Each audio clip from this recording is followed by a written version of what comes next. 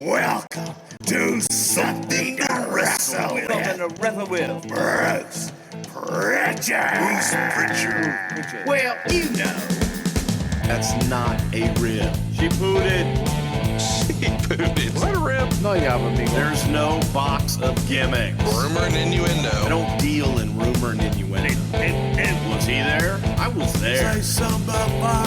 I don't give a shit. I ain't scared of shit. I ain't scared of shit. Fuck him. Cue, Bruce. I love You take the cheese. double cheeseburger. You take the break. Double cheese. Well, you know. And then double mayo. You know. Hey, it's Conrad Thompson, and you're listening to Something to Wrestle With. Bruce Prichard. Bruce, what's going on, man? How are you? Well, I've got a new catchphrase. It's Bruce Prichard and Conrad create controversy. I'm pretty sure that's what we're doing over at 83 Weeks, but man, it feels like this last week or so, man, you've got them stirred up. What's causing all this? Well, you know, I guess we should go back because we had recorded our podcast for last week well ahead of time because of our schedules. And we had recorded it prior to the Something Else to Wrestle With on the WWE Network. And there was just some creative differences, and we're not going to go into the specifics of everything, but you win some, you lose some, you give and you take, and we finally got a show on the air that took place on Friday. And I hope that we have gotten through those rough times and moved on, and our show should be debuting on the WWE Network every single Wednesday going forward from this point. But you can catch them all on demand. If you missed the controversial WWECW, it's available on demand on the WWE Network right now. I feel like you're behind, Bruce. You know, the controversy this week is they let us talk about TNA. Well, I had to cover last week as well, and then we get to this week, and they let us talk about those three letters, TNA, and the other two letters, AJ. Here's my thing. I really do feel like when we were on the phone with them, and we said, hey, can we talk about TNA? I mean, I really do believe they think we meant Test and Albert. I think you're correct. I mean, the reaction we got from the crew when we started talking about total nonstop action, it's almost like it was a surprise, and we clearly said, hey, we're gonna do a show on TNA. Okay. Yeah, it's tested out. We got a lot of footage. It'll all be good. Yeah, so hopefully you enjoyed our episode on AJ Styles. We're trying to bring you some new stuff. Of course, we've never talked about AJ Styles in TNA in a great detail, but we were able to and cover his entire run while you were there, at least. And that was brand new stuff for Something Else to Wrestle. So check it out on the WWE Network if you haven't already. But it turns out that's not the only controversy. I guess we maybe opened some old wounds last week. Well, unfortunately, you know, and we brought up, because what we do on this show is you bring up a lot of the news surrounding the time periods that we're covering at the time. And one of the things that we brought up was Tom Cole and his lawsuit with the WWE. And I mentioned the fact that I don't think I've ever met Tom Cole, couldn't pick him out of a lineup. However, I don't want anybody in any way, shape, or form to think that Tom Cole did anything wrong at all. And Tom, you know, was in a very bad situation, and I don't want anybody that is put in a situation of possible child abuse in any way, shape, or form to stay quiet and not speak up and let people know if there is truly something going on. And Tom has rebuilt his life. He's got 3 beautiful girls and a wife. He's doing excellent, and I just wanted to make sure and clear the air completely. And in no way, shape, or form did we want to say anything derogatory at all about Tom Cole last week in our show. I just wanted to clear that up right off the top. Well, and it is fair to say that, you know, we're working directly with whatever's in the Observer. So if it was covered in the Observer, we're going to sort of go through what Dave's thoughts are and let you sort of react to that. So all those details are out there, but you know, I guess none of that really matters. We should echo your sentiment of, you know, we don't want any Dave Meltzer. Oh, wait. Well, we don't want anyone to be a victim of abuse. And clearly, if that's the case, you definitely need to speak up. And thankfully, Tom Cole is another example of somebody who can have a happy ending, because life has certainly worked out in his favor. And that's a good thing. And that's the way that it should be for everybody as well. So, shout out to Tom Cole, man. And thanks for speaking up and letting us know, man. Appreciate it. And Cole has been one of our listeners for a long time. So we appreciate him digging what we're doing here as well. And hopefully you're digging what we're doing tomorrow night at the House of Blues in Chicago. If you haven't already, hurry on over and pick up your tickets at brucepritchard.com. We've still got just a handful remaining. And we're pretty excited to be bringing it to you right after NXT. So you don't have to choose. You can do both shows. You can go enjoy the NXT program and then come see Bruce and I. And then Rochester, July 7th. We're going to be all about it. A comedy at the Carlson. The following week, we're in Pittsburgh on July 15th. And then on August 18th, we're at the Gramercy. We didn't forget about you either, LA. We're going to be there the day before Survivor Series on November 17th. The last time we sold out LA way ahead of time, so don't be shut out. Snatch up your tickets now for Chicago, Rochester, Pittsburgh, New York, and LA at brucepritchard.com. And don't forget to check out all the fine other merchandise opportunities that are there and at boxofgimmicks.com. We didn't talk about it in the last couple of weeks, but we should mention that boxofgimmicks.com shirt, Podcast Row, that has you and Eric Bischoff, and Tony Schiavone, and myself. And it almost looks like the old Death Row with Suge Knight and Snoop Dogg and Tupac. What'd you think of that shirt? I thought that I looked absolutely wonderful in it. Now, who was I in the whole thing? I wasn't Tupac, was I? You would be Snoop Dogg. And I like being Snoopy the dog, man. Me and Snoopy go way back, man. And a little puff puff pass, right? Or something puff, like that. Puff, something like that for Shizzle and Whizzle. And, hey, I didn't even tell you about this, but I got a direct message from somebody who listened to our WWECW show and watched it on the network, and they were insulted that they had been left off the list. And I am not going to mention their name because they will be in Chicago this Saturday night to air their grievance and ask me face to face and ask you, hey, why they weren't a part of the list. And I said, well, you know what? If you want to find out, I invite you to come on down. And they've accepted the invitation, so it should be a lot of fun. It's pretty fun because I got lots of good feedback from guys. Sean Waltman put us over pretty big. He loved the WWECW episode. I know for sure that Gertner and Meanie dug it. And I even got a message from Danny Doring, of all people, saying that he really enjoyed the show. And one Tommy Dreamer checked it out. So we had lots of ECW alumni, our hardcore brothers-in-laws, checking out the show. And I bust Tommy Dreamer's balls a lot on this show. I think everybody does. I think Tommy can be the whipping boy a lot of times for people, but there's not a harder working guy in the business. And Tommy Dreamer is one of those guys that you got to take your hat off to him. Created his own promotion, House of Hardcore, and is making it a reality and is doing it on his own terms and is actually being successful with it. So as much as I like to bust Tommy Dreamer's balls sometimes, Bubba Ray Dudley likes to do the same. Man, much respect to Tommy Dreamer and everything that he's done. Speaking of doing it on your own terms, you can do that right now at savewithbruce.com. Isn't that right, Dusty? Baby, you know that's a fact, because listen, if you got a mortgage and maybe you're paying a little bit too much, maybe you got a whole bunch of credit card bills building up, you can consolidate all of that and take care of it in one low monthly payment, and SaveWithBruce.com can help you out with that, baby. Conrad. Yes, sir. You don't even need to have perfect credit. You don't need perfect credit or money out of your pocket. We can get you out of an apartment and into a brand new house with no money down. You couldn't even get another apartment that cheap. You'd have to pay your first month's rent, your last month's rent, and a security deposit. But SaveWithBruce.com can hook you up right now. That's SaveWithBruce.com. If we can't save you money, we won't waste your time. NMLS number 65084, equal housing lender. Bruce, let's get to it. Let's talk about Bad Blood 2003. It's a pretty big deal because we're covering this on the exact 15-year anniversary. It goes down in your hometown of Houston, Texas at the old Compaq Center.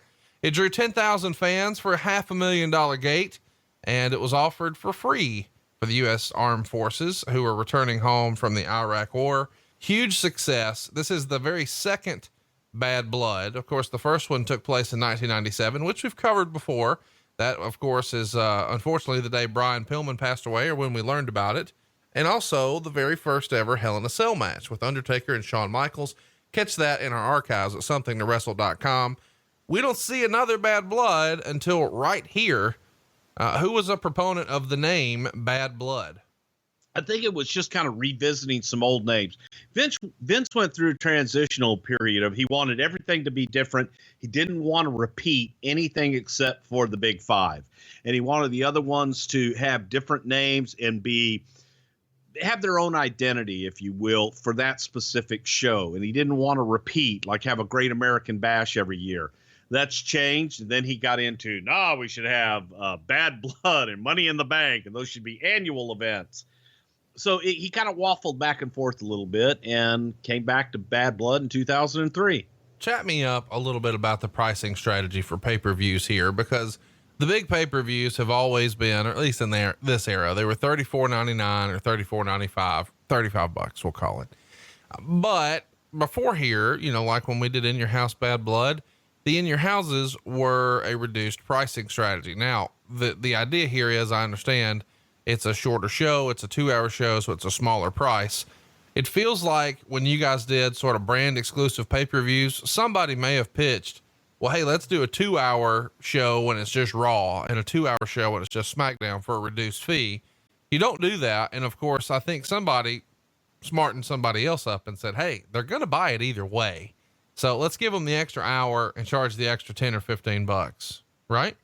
Well, no, because the idea behind the pay-per-view, the television shows, both Raw and SmackDown, were already 2 hours. Right. So you had to give them something extra on pay-per-view. And since you were giving them the extra third hour, the price made sense for the normal 3-hour pay-per-views. And that is how Vince looked at it.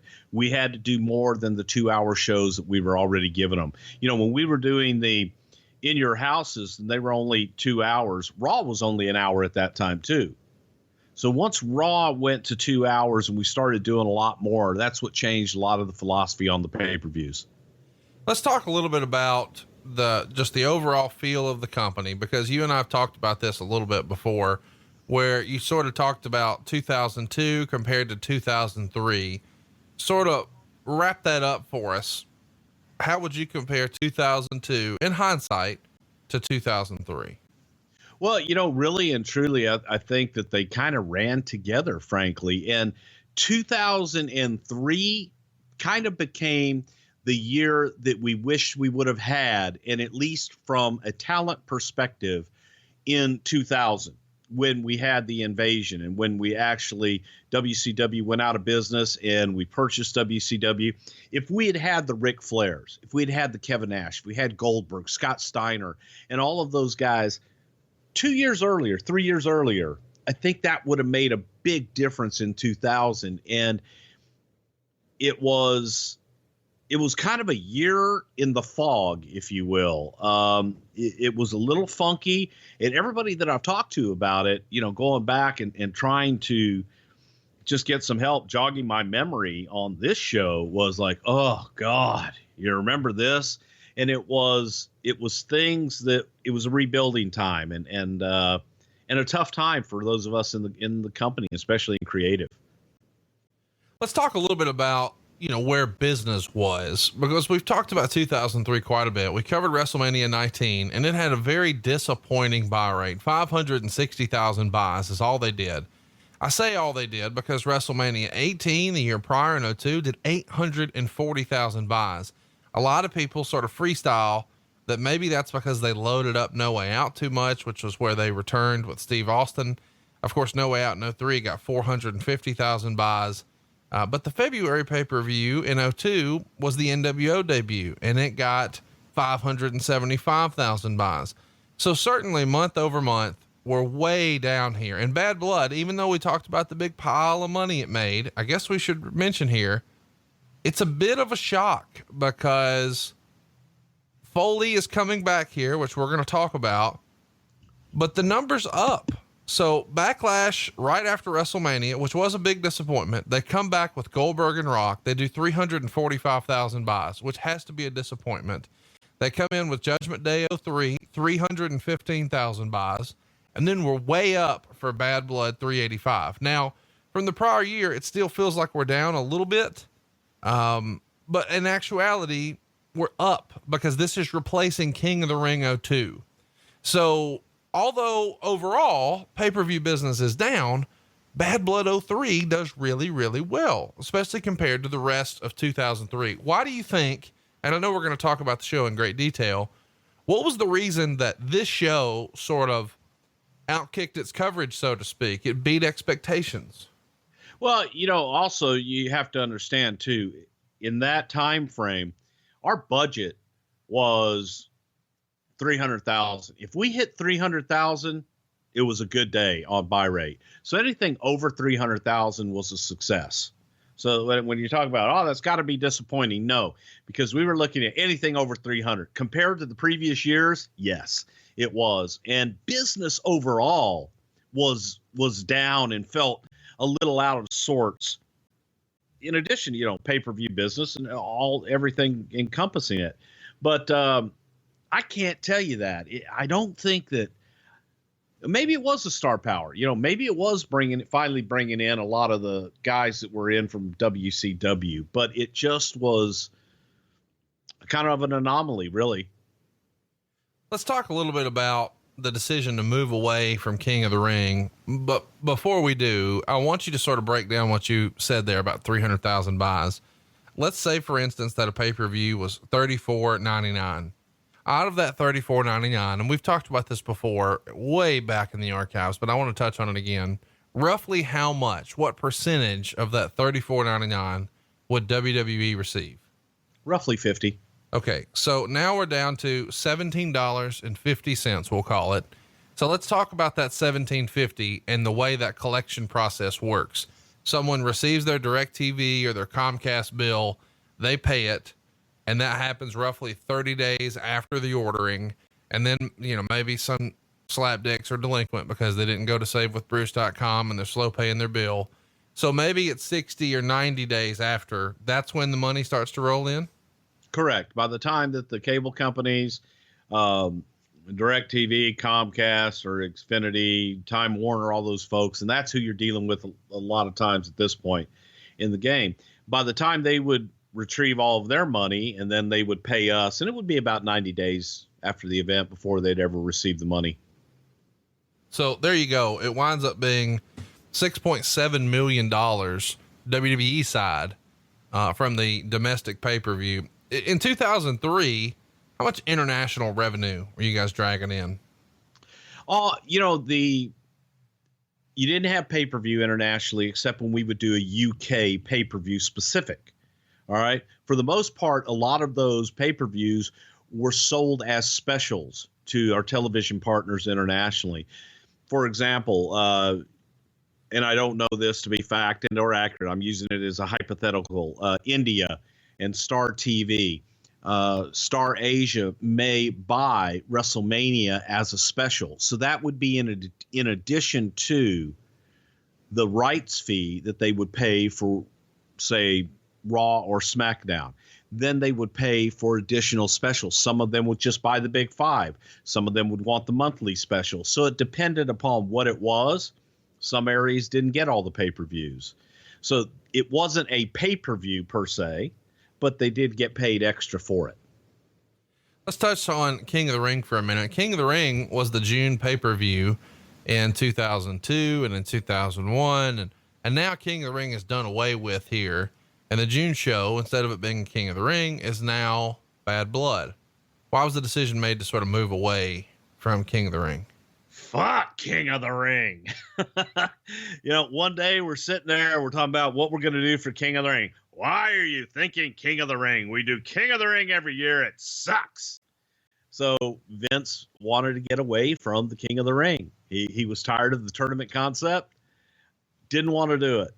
So it was that easy. One day he came in and said, we're not doing King of the Ring anymore. Stop thinking that way. Get outside of the box and move forward. Let's come up with something else.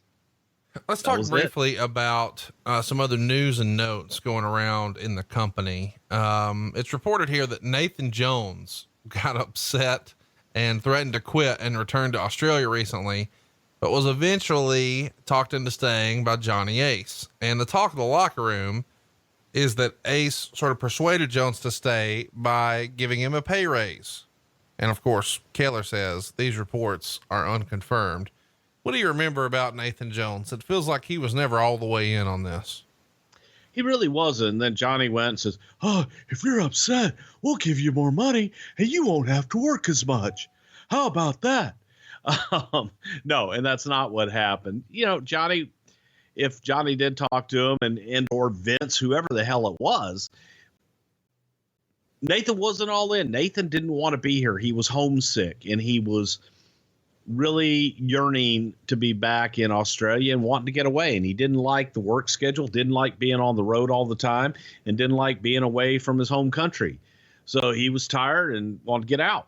Well, maybe he was missing some of that home cooking. And if that's what you're hankering for, you need to go to Blue Apron, because let me tell you, with Blue Apron, you can skip all the meal planning and get straight to cooking. Blue Apron makes it possible for you to enjoy unforgettable meals inspired by the vibrant cooking of the Mediterranean, like seared salmon and spicy orange salsa, centered around fruits, veggies, lean meats, plenty of olive oil. These recipes are deliciously nutritious, but maybe what you like best about it, Bruce, and you've told me this, is that it's the incredible ingredients. I mean, you don't have to go shop for it. You don't have to pick and decide, which one's for you. You're getting the best of the best delivered right to you. And they show you the power of what food can do with these chef design recipes. It all happens with Blue Apron. You're going to get farm fresh ingredients. And maybe this is the best part for our listeners, step-by-step recipes. So you can't get this wrong. The menu is going to change every week based on whatever's in season. So you're going to make sure you have the absolute freshest meal possible. And this in-house culinary team, they're putting together some cool stuff, and your family's been enjoying it for quite a while, right, Bruce? It's what we had for dinner tonight, as a matter of fact. And the great thing about it is they have a prep time on there. Sometimes it'll say 30 to 40 minutes, 40 to 50 minutes. That's all in. Well, if you got two people in the house that like to cook, or somebody that can at least like brown the chicken or chop up some limes and different things like that, then you take that prep time and you basically cut it in half, and you've got a fresh gourmet meal for two and or four, however many you want, and you subscribe for, and it's ready and it is excellent, and you don't have to worry about going to the store. We just walk outside, it's on the doorstep, we bring it in, and we have the next couple of nights all laid out for us. And by the way, it tastes great. So right now you can go check out the menu, and if you go to blueapron.com/wrestling, you're going to get your first 3 meals free. Whoa. You hear what I said? Whoa. Yeah. We're man, here's the deal. We're selling stuff, right? Like we're trying to sell Blue Apron. You just said understand. Free. You said free, Bruce. That Yes. Don't do that. We're not going to get our commission on this. You said free. Yes. You get your first 3 meals free Will at you stop? blueapron.com. You just go type it in your bar. blueapron.com/wrestling. It's free, Conrad. No, it's not. How can it be free? They're paying us to be on. You can't give away their stuff. It's how much? Listen to our listeners right now. It's blueapron.com/wrestling, and you're listening to my voice right now. You're going to get your first 3 meals absolutely free. Bruce, take your pills. You're giving stuff away for free and you're talking too slow. We got to get to the bottom of this. I'm going to go see if this is for real or not. blueapron.com/wrestling. Blue Apron is a better way to cook, and hopefully they'll be back with us next week, but you can't give away all this stuff, man. It can't be free. What are you It's doing? free, Conrad. Go now. You frustrate me, man. You're doing too much. Keller reported that Rocky Johnson, The Rock's father, was released from his training duties in Ohio Valley, and Keller freestyles, not much of a surprise because he stopped going shortly after he signed the contract. What do you remember about The Rock's pop and OVW? It was a situation where Rocky thought, hey, that'd be a really great thing to move to Kentucky and to be a part of the program and get involved with the developmental system. And man, I think he really missed being in Miami and realized that Louisville wasn't for him and he was ready to move on. So it didn't work out right away. And thank God they realized it quickly it wasn't going to be a fit, and Rocky wanted to go back to Miami. Around the same time, Keller reports that the Road Warriors worked a dark match at the SmackDown taping, but they're not expected back in here. What was the rap on the Road Warriors here in 2003? That they, obviously they weren't the Road Warriors of old, but we, out of respect and out of friendship, said, yeah, come on in, man. We'll take another look at you. And if it's one thing, you'll always get from the guys on the phone, I'm in the best shape of my life. By God, I just did 6 hours on cardio. And then I went and I swam an ocean and so on and so forth. And then they get there and they're not in shape and they're not what they used to be. So it was a courtesy, but there was never really any serious consideration at all to bring them back. Let's talk about Christian. This is in the Torch around this time, and it's one of my favorite stories. Quote, Christian has been asked several times in the past to change his look, but is always against cutting his hair. The premise of an intercontinental title run may be the incentive that finally persuaded him to make the change. Did Christian, I'm not cutting my hair unless you give me the belt? No, it was a heart-to-heart with Vince McMahon where, well, pal, frankly, I don't have anything with a guy that looks like this. However, if I had a guy that was cleaned up a little bit and maybe not all this crap hanging down on his shoulders and a little different outfit that looks like an athlete and not some hippie or out there in California or Canada or wherever the hell you're from, I might be able to do something with him.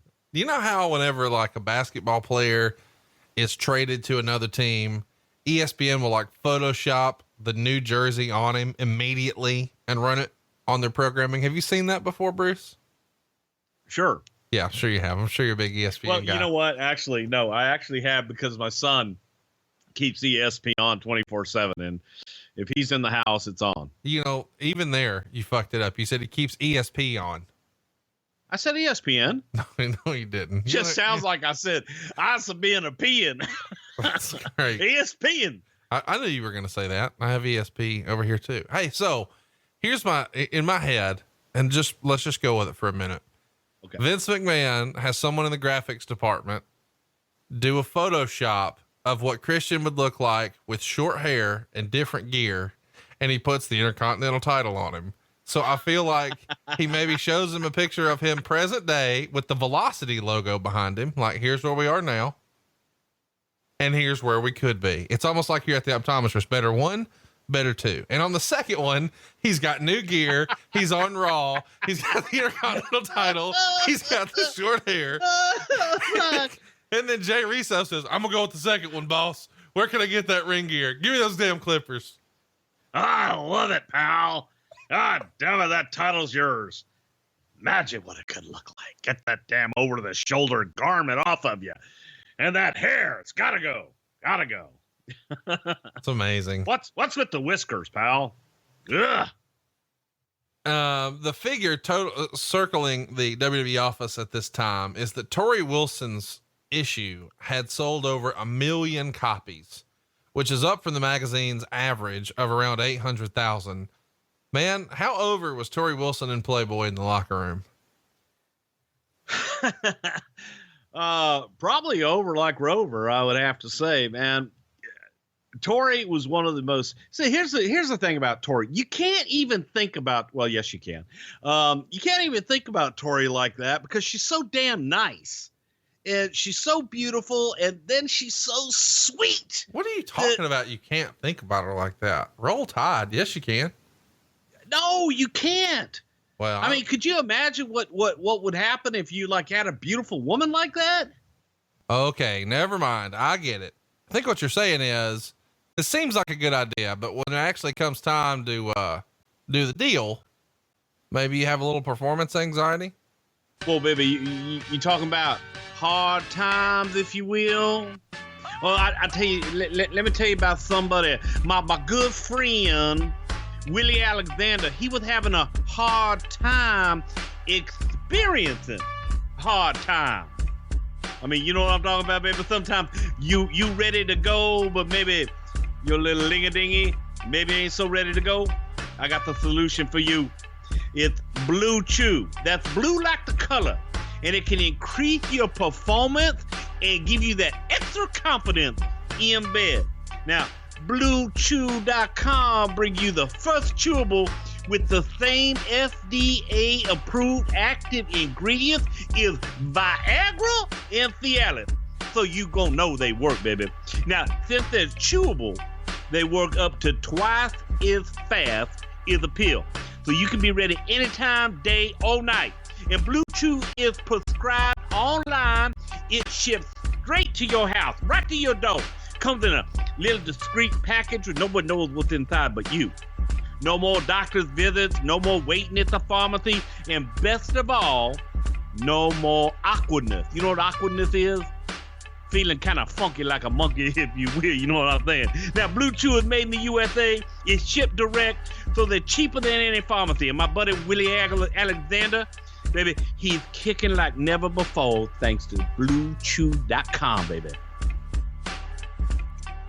Can I just tell you right now, Bruce, that we have the fucking best job in the world. We do, baby, but you want to know what's even better than that? What's that? Well, right now, for our listeners, people listening to us right now. Right. Now, that's only for them. Now, y'all can tell your friends, but you got to tell them to come and listen to us. If you go on over to BlueChew.com, you're going to get your first shipment free when you use our special promo code Wrestle. Just pay $5 for shipping. Again, listen to me now. That's BlueChew.com.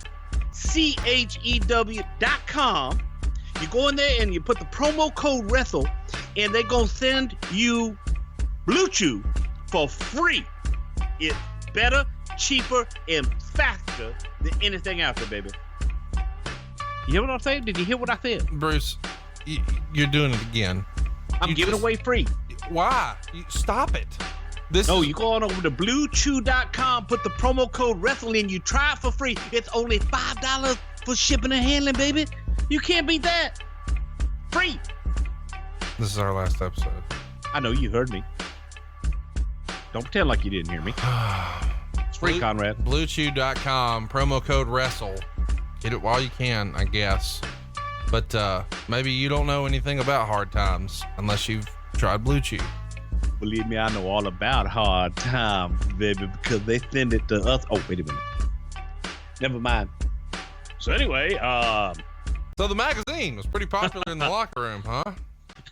Yes, and of course, Tori was like everybody's little sister, so it was kind of hard. All right, let's move on. What? On the May 19th ish episode of Raw, it's one of my very favorite Raws. And listen, every now and again, I'll recommend something and you'll go like, stop what you're doing and watch it. And then you tweet me and say, dude, you're so right. This is one of those. Go out of your way to find this. It's May 19th, 2003. Triple H is going to wrestle Ric Flair in the main event here. It goes down in Greenville, South Carolina. And this is the time when we get to see Ric Flair have one more title match. And it feels like this is the last one. And it all happens through a fun little twat. A fun little twat? I tried to say plot twist. And I guess. But instead you said a twat plift. I did. Listen, we gonna get into the pie eating a little bit later on, baby. But this ain't no twat plift. This a plot twist. BlueChew.com. Are we still there? Wrestle, it's guess. free. $5 shipping and handling. Come on, folks. Anyway, so talk about this twat plift. Go out of your way to see this episode of Raw. You've got a very spirited Ric Flair promo when he's telling Triple H he's taking this title shot seriously. Of course, in storyline, these guys have been together, but here they're going to have a match. It's even on the Ric Flair DVD where they do sort of a post-match celebration. And we've never really talked about that here on the show. Allegedly, Rick didn't know you guys were going to do that for him. You know, that he was going to have a title match and then all the boys were going to come in and drink some Miller Lights, and literally the locker room empties and he gives a little speech and, just thanks South Carolina for being Flair country and supporting him all these years. How did that come about? Just literally appreciation of Ric Flair and feeling that in Rick's mind, during this time, Rick had a confidence issue and wasn't feeling that he was the Ric Flair of old and didn't have the same swagger. And we all felt, you know what, man, you're Ric Flair. Go out and be Ric Flair. Show him who, that guy is still here. He can still go. So that was a storyline on TV, but it mirrored real life. And it was something that the guys wanted to just show their appreciation for all that Rick had done. And everybody, it was a shoot. Afterwards, he went out and tore the house down with Triple H. And then everybody just wanted to come out and let him know, hey, in real life, man, we love you and appreciate you. Absolutely. I mean, even Stephanie and Vince come down, they put the belt on his shoulder. It's a whole deal. Now, that doesn't air on Raw, but it is on that Flair DVD.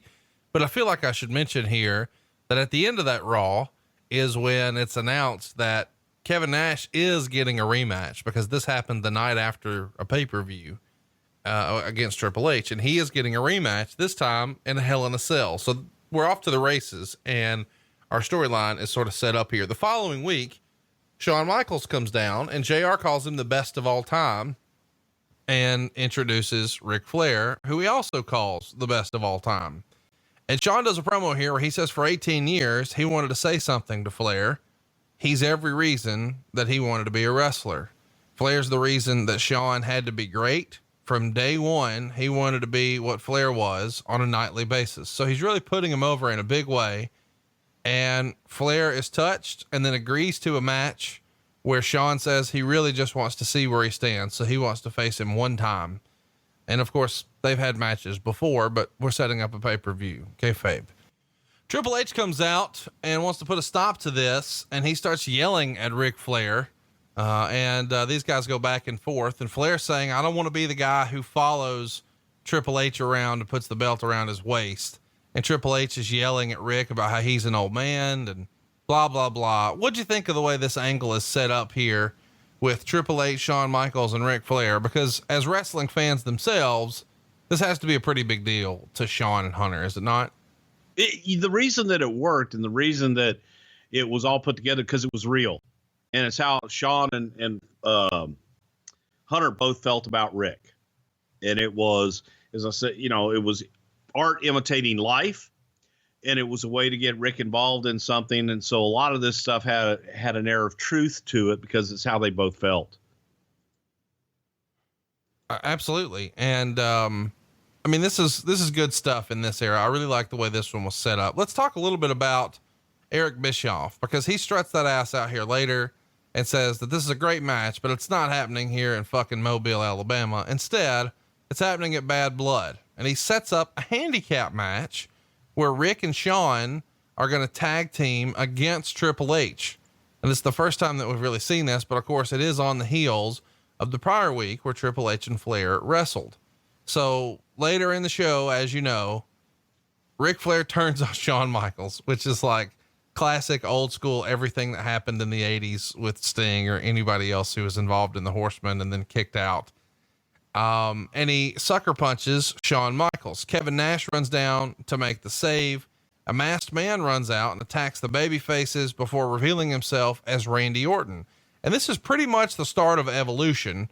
Of course, Batista's going to wind up being added not too long after this, but a great swerve, classic old school stuff here, bro. With Rick turning on Shawn Michaels. How does this come together? Who was behind the creative of this? And how did Randy Orton sort of level up into this spot? Because this is a big deal for him. Well, this was something that Hunter wanted to do, and Hunter wanted to have a group that kind of mirrored the Four Horsemen and be able to have Rick in an advisory role and use Rick to help Randy and be able to help Batista as well, and still, be a vital part of this thing. The whole thing, getting up to it, it's funny going back and listening to the commentary. Well, you can see the evolution of this taking place. Every other word was evolution, and it was overkill to the point of, boy, I wonder what the hell they're going to call these guys, because the evolution of wrestling is right here in front of you. It was really the past in Rick. It was the present in Triple H. It was the future in Randy Orton. And then it was, the prospect of Batista. So it was it was a pretty damn cool group, when you sit there and think about it, look at it, after all. But that was something that Hunter had in his head that he pitched, and that's what we went with. Was there any consideration for anybody else here instead of Randy Orton? Yeah. Mark Jindrak. Mark Jindrak was original. They actually shot vignettes with Mark Jindrak, at Scores in New York. They also shot some stuff with him in a helicopter and in a limousine. But Mark, the chemistry just didn't work. And also Vince was not sold on Mark's in-ring work as well. The reasoning for having Mark Jindrak as a part of Evolution was the same thing as Randy. They felt that him being around Rick and Hunter and all that stuff all the time would allow him to grow and we'd get the most potential out of him. Vince saw Randy and felt that's the guy. Around this same time, Vince was trying to mend old fences with Bruno Sammartino, and he's actually trying to help him get inducted into the Madison Square Garden Hall of Fame. And that's, of course, is not something that really shook out the way they wanted. Bruno winds up being inducted into the WWE Hall of Fame in 2013, but it takes a while for those fences to be mended. Do you remember this strategy of, Bruno trying to be, celebrated with Madison Square Garden and Vince maybe having a hand in that? Well, I know that the Garden really wanted to celebrate Bruno, and Bruno was a huge star in Madison Square Garden. And Vince looked at it as an opportunity to maybe get Bruno back in the fold. And if Bruno would go and accept that it was a possibility that Bruno may come back and accept the WWE Hall of Fame. Bruno still at this point was not ready. He wasn't ready to listen, and he didn't like the product and didn't feel that he wanted to come back at that time, and just kind of fell through as it had several times before. Another legend is in the news around this time, but this time it's a sad anniversary. Freddie Blassie passed away on June 2nd, 2003. What are your memories of Freddie? We've talked about him a little bit on the show, but he's always been sort of regarded as the elder statesman of the company. Any good Freddie Blassie stories you can share with us? No, none that I can tell on the podcast. Freddie Blassie was the first American heel to go to Japan after World War II. And he was notorious in Japan, working with Ricky Dozan and Giant Baba. A classic heel's heel. Fred Blassie, perfect bleach blonde hair, perfectly styled, always dressed to a T, which is how he came up with the name Classy Freddie Blassie as a manager in later years. But Blassie used to, with pride, talk to you about how when he was working the Los Angeles territory, and he would pull his shirt up or take his shirt off and show you all the stab wounds all over his body. And I got stabbed right here from some son of a bitch, and he came and I got stabbed over here and I got cut here and I did this and I got taken out over here. There was pride in getting that heat and being a heel that Freddie Blassie had, but there wasn't a better human being that loved kids more, and just an all-round great guy that I'm extremely proud to call friend and say that I knew through the years. Blassie was one of the best. Old school class. No doubt about it. I mean, that's what everybody says. Let's talk about the June 2nd Raw. Show opens with Rock getting out of a limo, and he's going to be on the highlight reel. Says he's here for the fans, pretty much turning himself babyface. And he was a heel most recently, last losing to Goldberg at the Backlash pay-per-view. This is an interesting time for The Rock. Talk to me about sort of how The Rock stood with the company here in the summer of 2003. Well, this was kind of during the time where Vince came up with the phrase, Rock can't be a heel. He's shitting on the audience, but he's shitting ice cream. They love it. They want more. So Vince felt he was fighting the tide trying to keep Rock heel, but Rock was in and out. Rock was out doing Hollywood stuff. He was making movies, and he was starting his run to be the biggest celebrity in the world at this point, and it's taken a while for him to get there, but this was during the time he was making the transition from the ring to being in front of the camera and being behind the camera in Hollywood. So we didn't have him full time. We also see on this show where Bischoff and Steve Austin agree to compete in what they're calling a redneck triathlon. I gotta hear who fucking pitched this bullshit. Now, don't get me wrong. It winds up being half funny, half entertaining, but I mean, what the hell is this idea? Okay, let me preface a lot of this with I talked to a few people that I worked with during this time frame in the company, because watching the pay-per-view, as I had texted you, it was the parts of it that were extremely brutal. And as I'm going back and I'm like, jog my memory on this, what the hell were we doing here? We all kind of had the general consensus of this was a time in the company where creative even hated creative. And we were trying to get by. We were writing shows to get through the next day and just be done with it and move on to the next week. And it was painful sometimes, but it was not always the best. And the triathlon, the redneck triathlon, was you had Steve, who was going through some injury stuff. So Steve couldn't take any offense. Steve could give somebody something, but he couldn't take anything. So Steve was being protected that way from physicality. And then you've got Eric, who's a heel, and Vince wanted to keep Steve good, and he had to have them both on TV all the time. Well, let's have them compete. What will we do? We had an idea early on of what it could be, and they could compete in an Olympics of sorts in Texas, the Texas Olympics. And then Vince came up with the redneck triathlon. And that's how we came to it. But the original ideas behind it were different than what actually took place.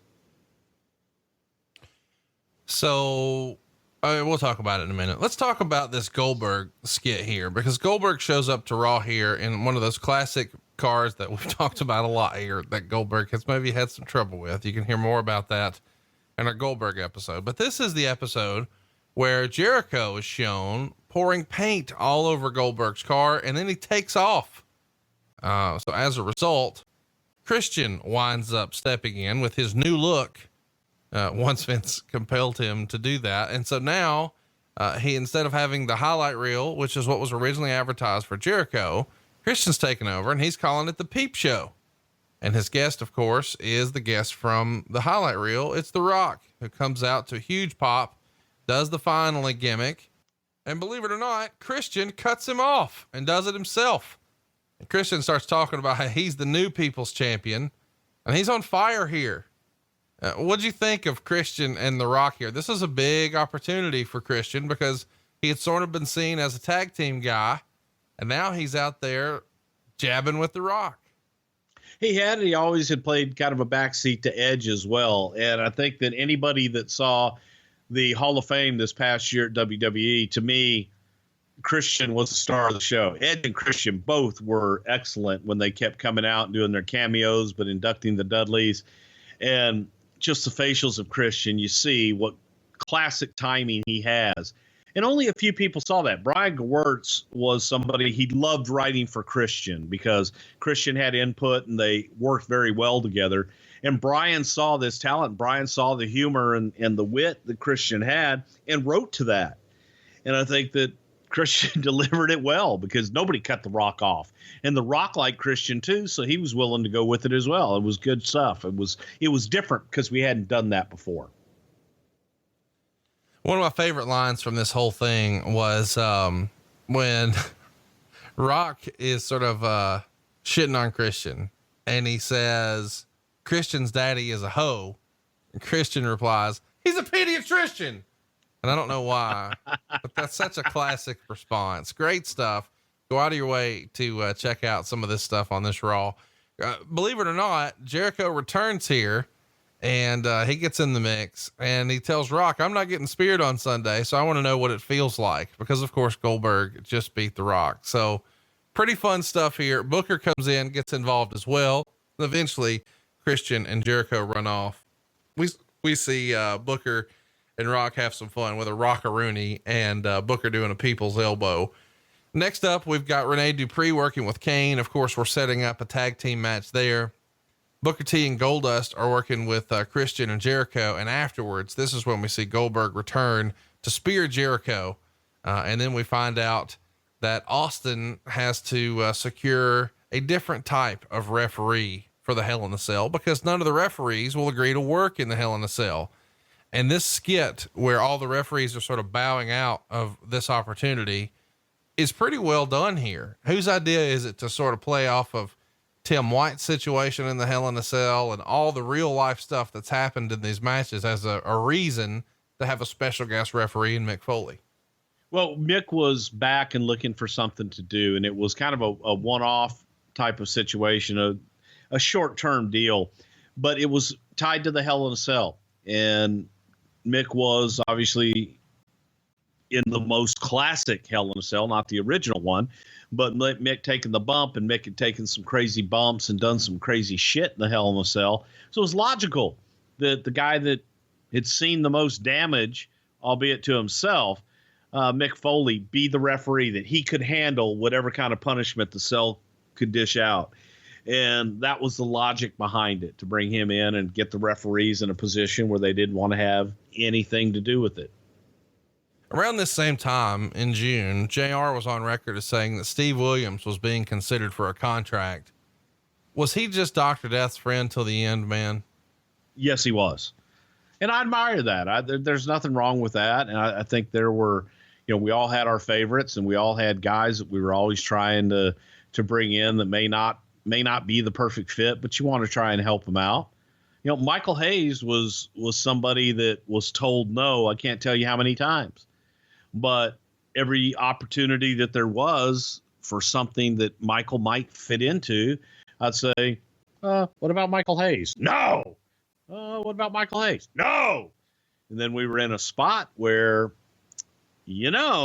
Michael Hayes would do really well there. Bring him in. And then the rest is history.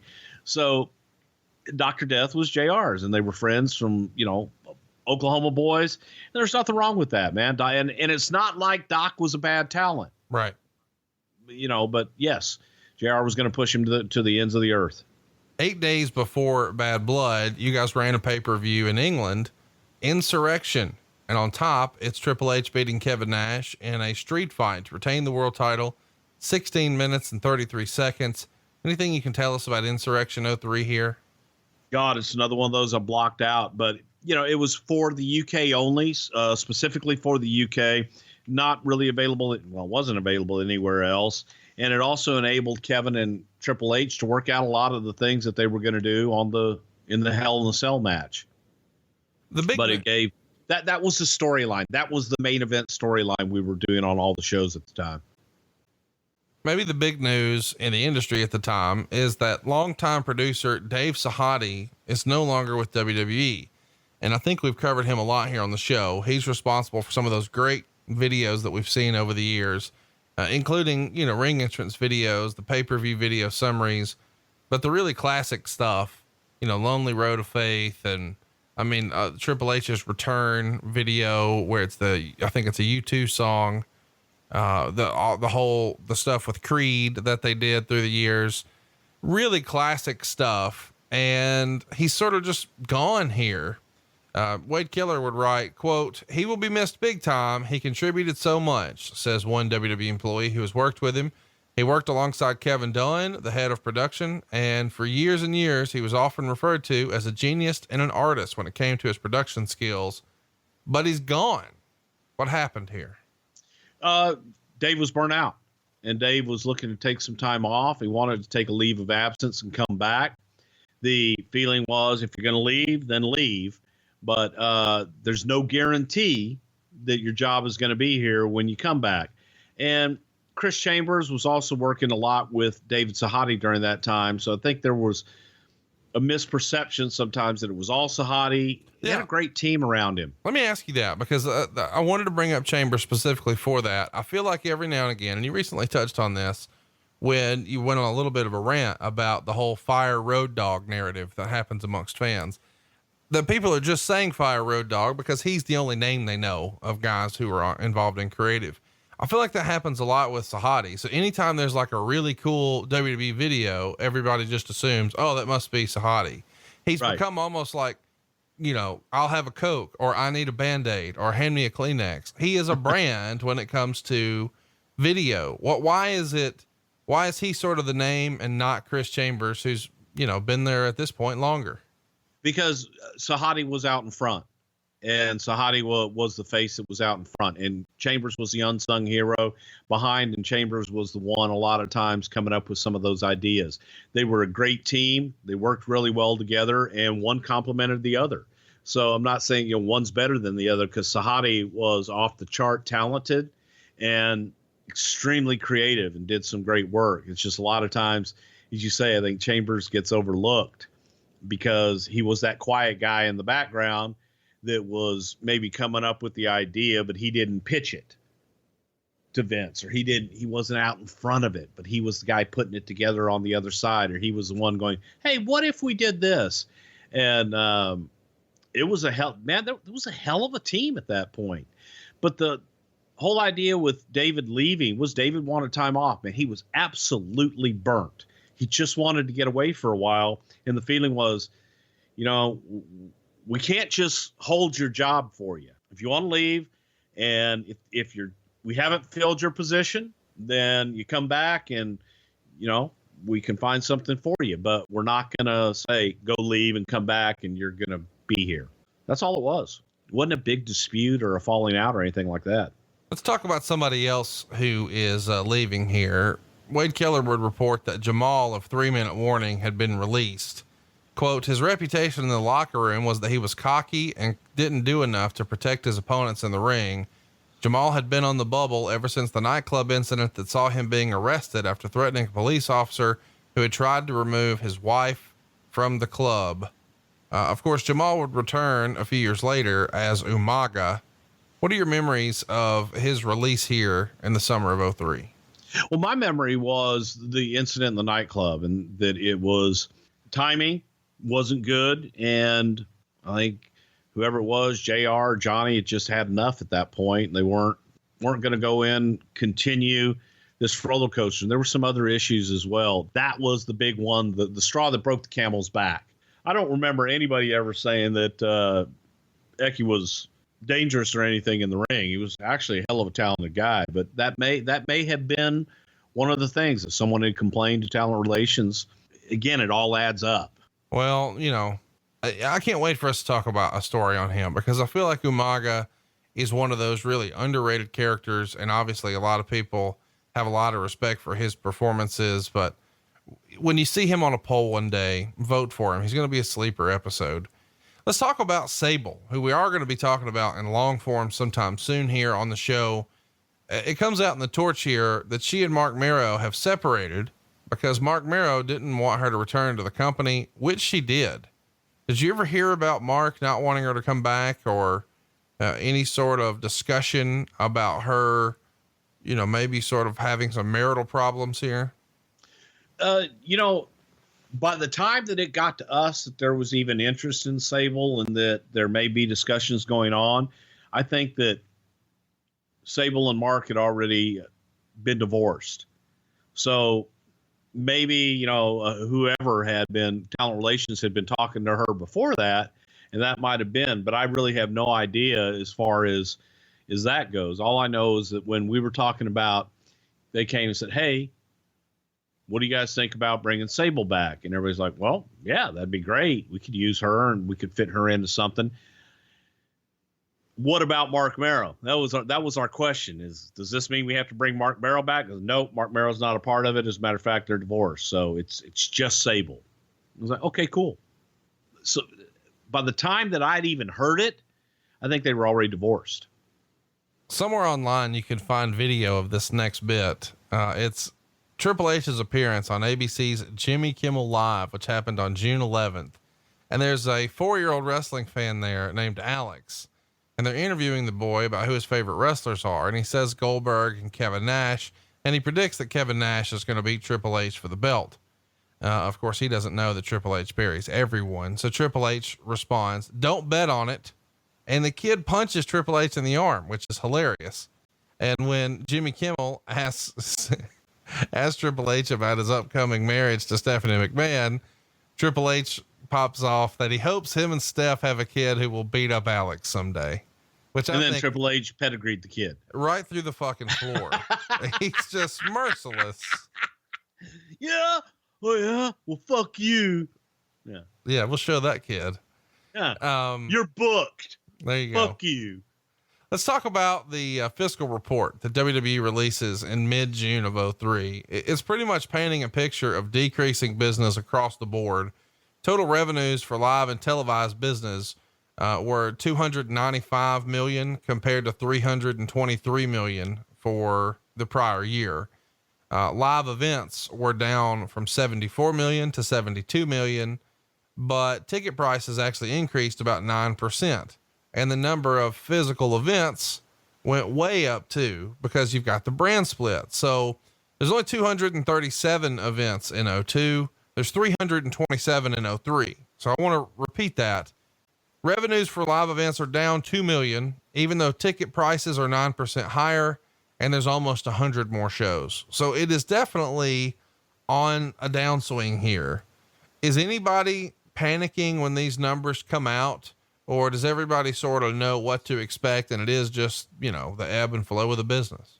There was a conscious decision, and we knew that we might have to take a couple of steps back, take 2 steps back to take 3 or 4 forward. And we knew that going in with the brand split and everything that Vince was doing. So that was expected. And we knew it was going to happen. Not only did you know it was going to happen, you predicted here that between May of 2003 and April of 2004, you would see another decrease. You thought you would go, let me back up here. 2002 was 409 million in 2002. 2003 is going to be 374. And now you're predicting for 2004 that it's going to be somewhere between 325 and 350. So you definitely know you're in a downturn. And so for the fourth quarter of 2003, the fiscal quarter, WWE records a loss of 4.1 million, although there would have been a profit had it not been for the $8.9 million loss associated with shutting down the World nightclub. That fucking World was a debacle, was it not? Yeah, it was business that we never should have gotten into.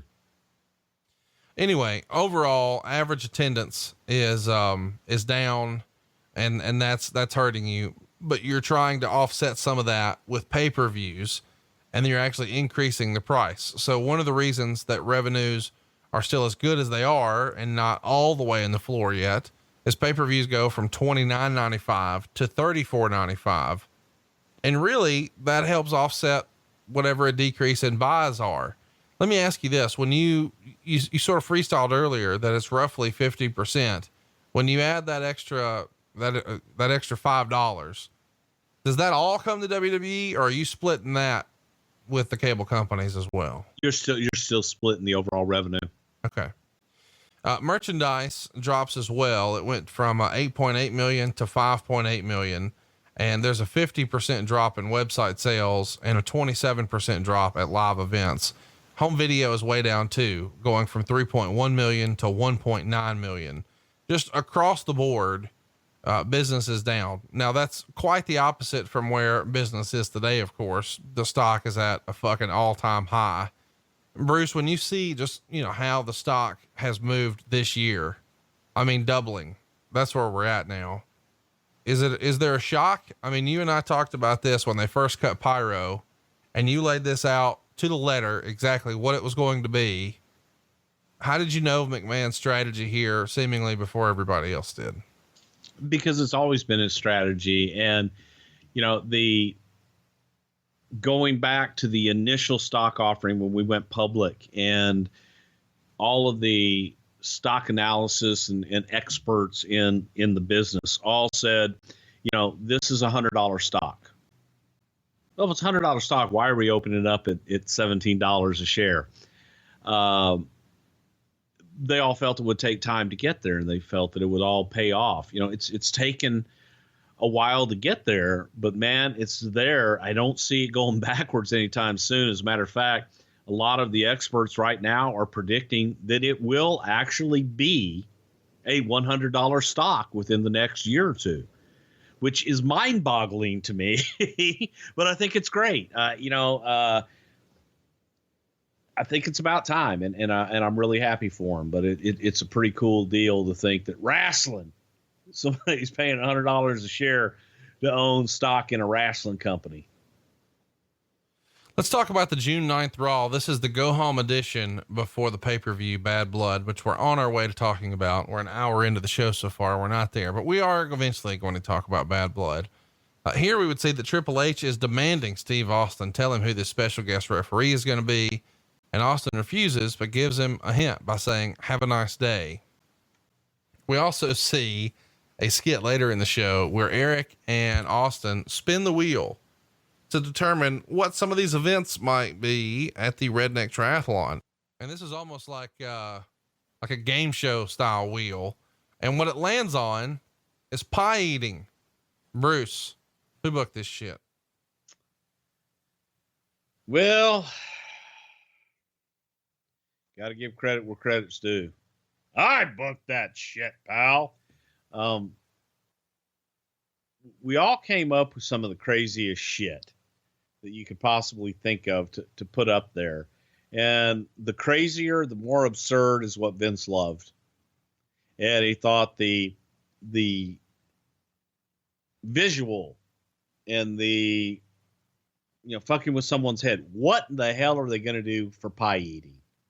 Now there's the normal you think, are you going to have strawberry pie? You're going to have apple pie? You're going to have rhubarb pie?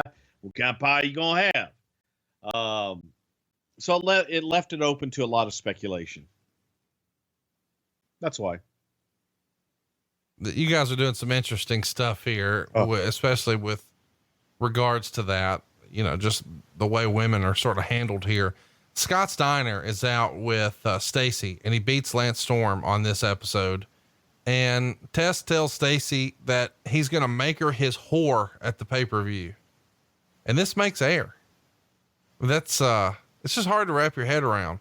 Who was a proponent of making Stacy their whore at the pay-per-view? Yeah, I don't think anybody was. And I think it was a function of live television and people being stupid and immature and not, Vince would always tell people to push the limits, but there was a limit and there was a line. And unfortunately, some people crossed the line in that poor taste column. And that's what happened here. I think the other comment that was made during this time was something about, oh shit.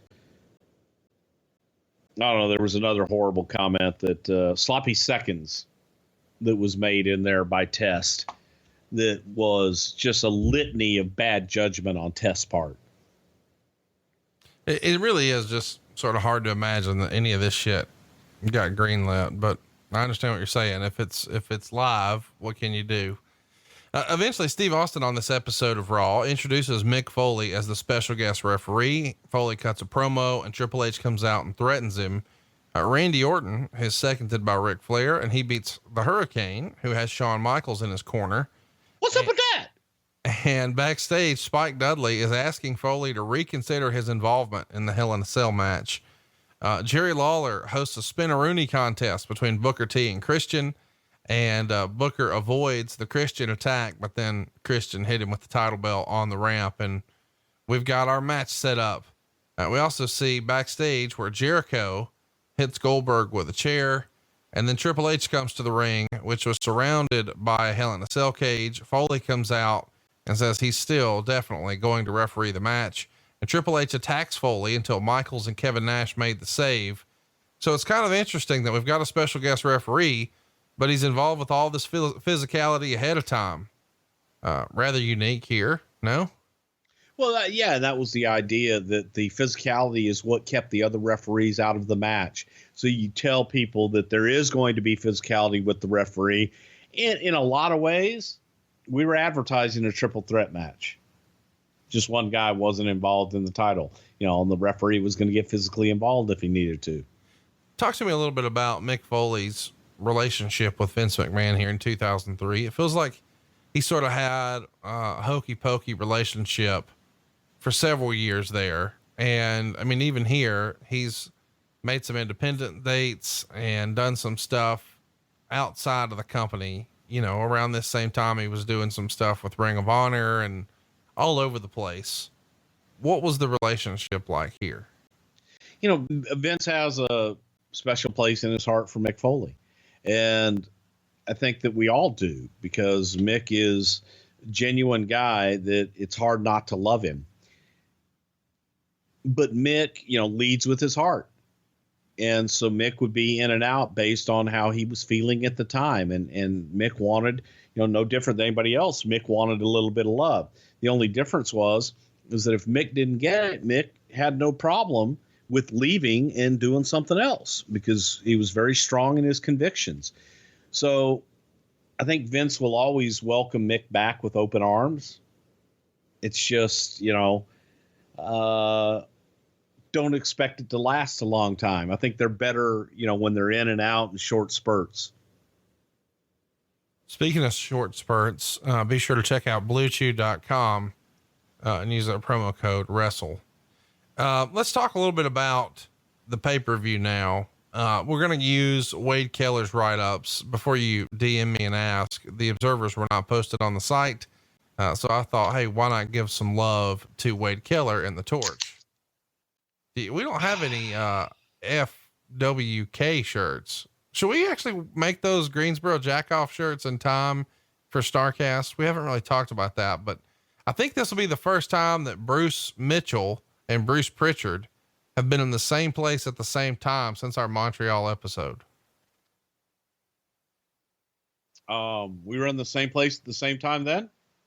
I don't think I've ever met Bruce Mitchell. Well, that's what I'm saying. I feel like, you know, if you're going to meet him, you might as well monetize it and sell some Greensboro. There you go. Shirts. Maybe we should. Yeah. Yeah. Greensboro Jackoff. All right. Let's talk about Bad Blood. We're finally here. Took us long enough. On the show, Christopher Nowinski is going to team with Rodney Mack to take on Bubba Ray and Devon Dudley. And there's some pretty fun stuff here, because before the show on Sunday Night Heat, Nowinski is really pushing Devon to ask, why is the white guy always telling you what to get and what to do? He's always sort of ordering you around. And Devon sort of pauses, and I guess they're playing off the racial aspect here. And then even in the match, he sort of pauses when Bubba tells him to get the table. But of course, eventually he gets the table. And then Nowinski surprises Bubba by hitting him with his mask and scores the win. So Nowinski and Rodney Mack get a win over the Dudley boys in a 1-star match here. What'd you think? I thought it was horrible. I really did. I thought it was horrible. And that's a shame, because you got the Dudleys in there and Rodney Mack, who was a hell of a talent, but there just wasn't any chemistry with any of these guys. And it just kind of sucked, pretty much, in my opinion. This one was kind of hard to watch. And contrary, you know, like sometimes I'll tell you, man, I didn't even fast forward through this one. I didn't fast forward through this one because I watched it with my mouth hung open a lot of times going, what the fuck were we thinking? It's worth mentioning here, Christopher Nowinski's gone on to do incredible stuff with concussions. If you're out of the loop on that, you need to look it up. That's going to be his legacy. But it is sort of fun to go back and see him as a wrestler here. Dude's only 24 years old right here. Yeah, the only Harvard graduate they ever had.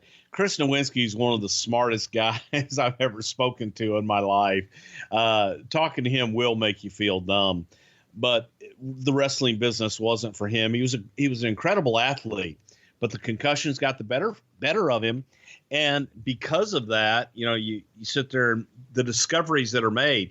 The guy that has done more for concussions and helping people be aware of the effects of concussions than anyone else, in my opinion, is Christopher Nowinski. And I think he should be applauded for all the work that he's done with the NFL, the WWE, just in general, for the awareness, but also the study of the brain and everything else, man. But the wrestling and taking the punishment, man, he was made for better things. So obviously Nowinski's going on to change the world. What's Rodney Mack doing?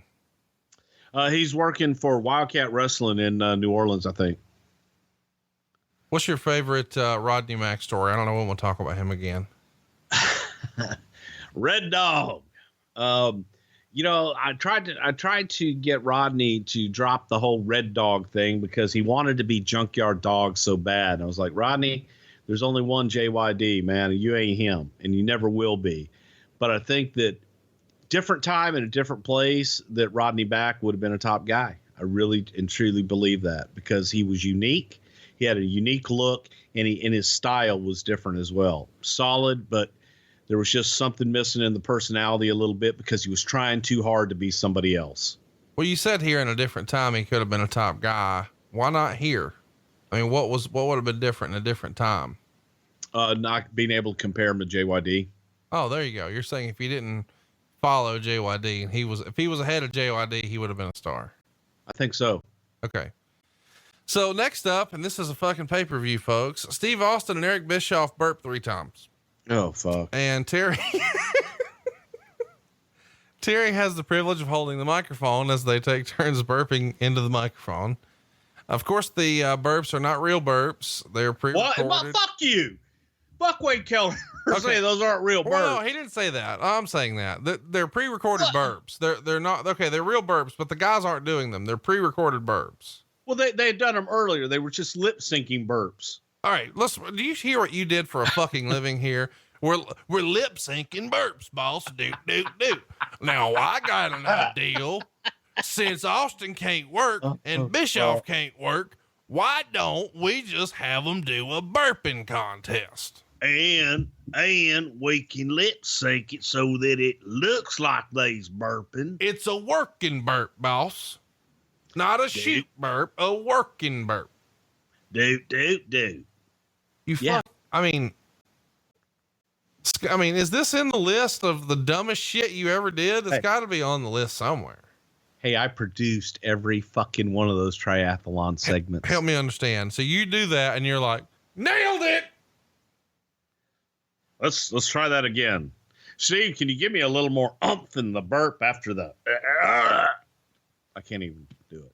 What the fuck, man? Is this the dumbest thing you ever put on pay-per-view besides the gobbledygooker?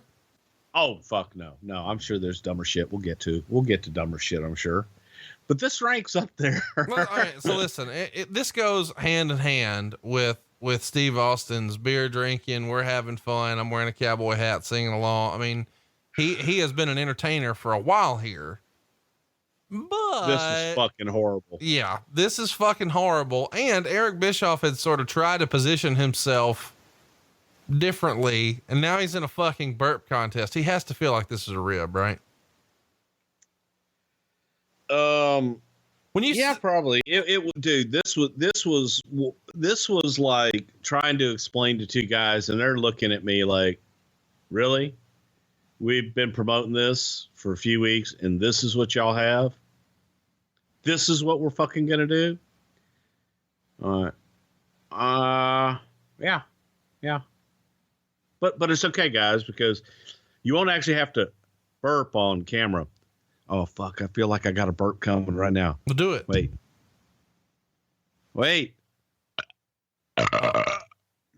What the fuck? That was a real burp. What are we?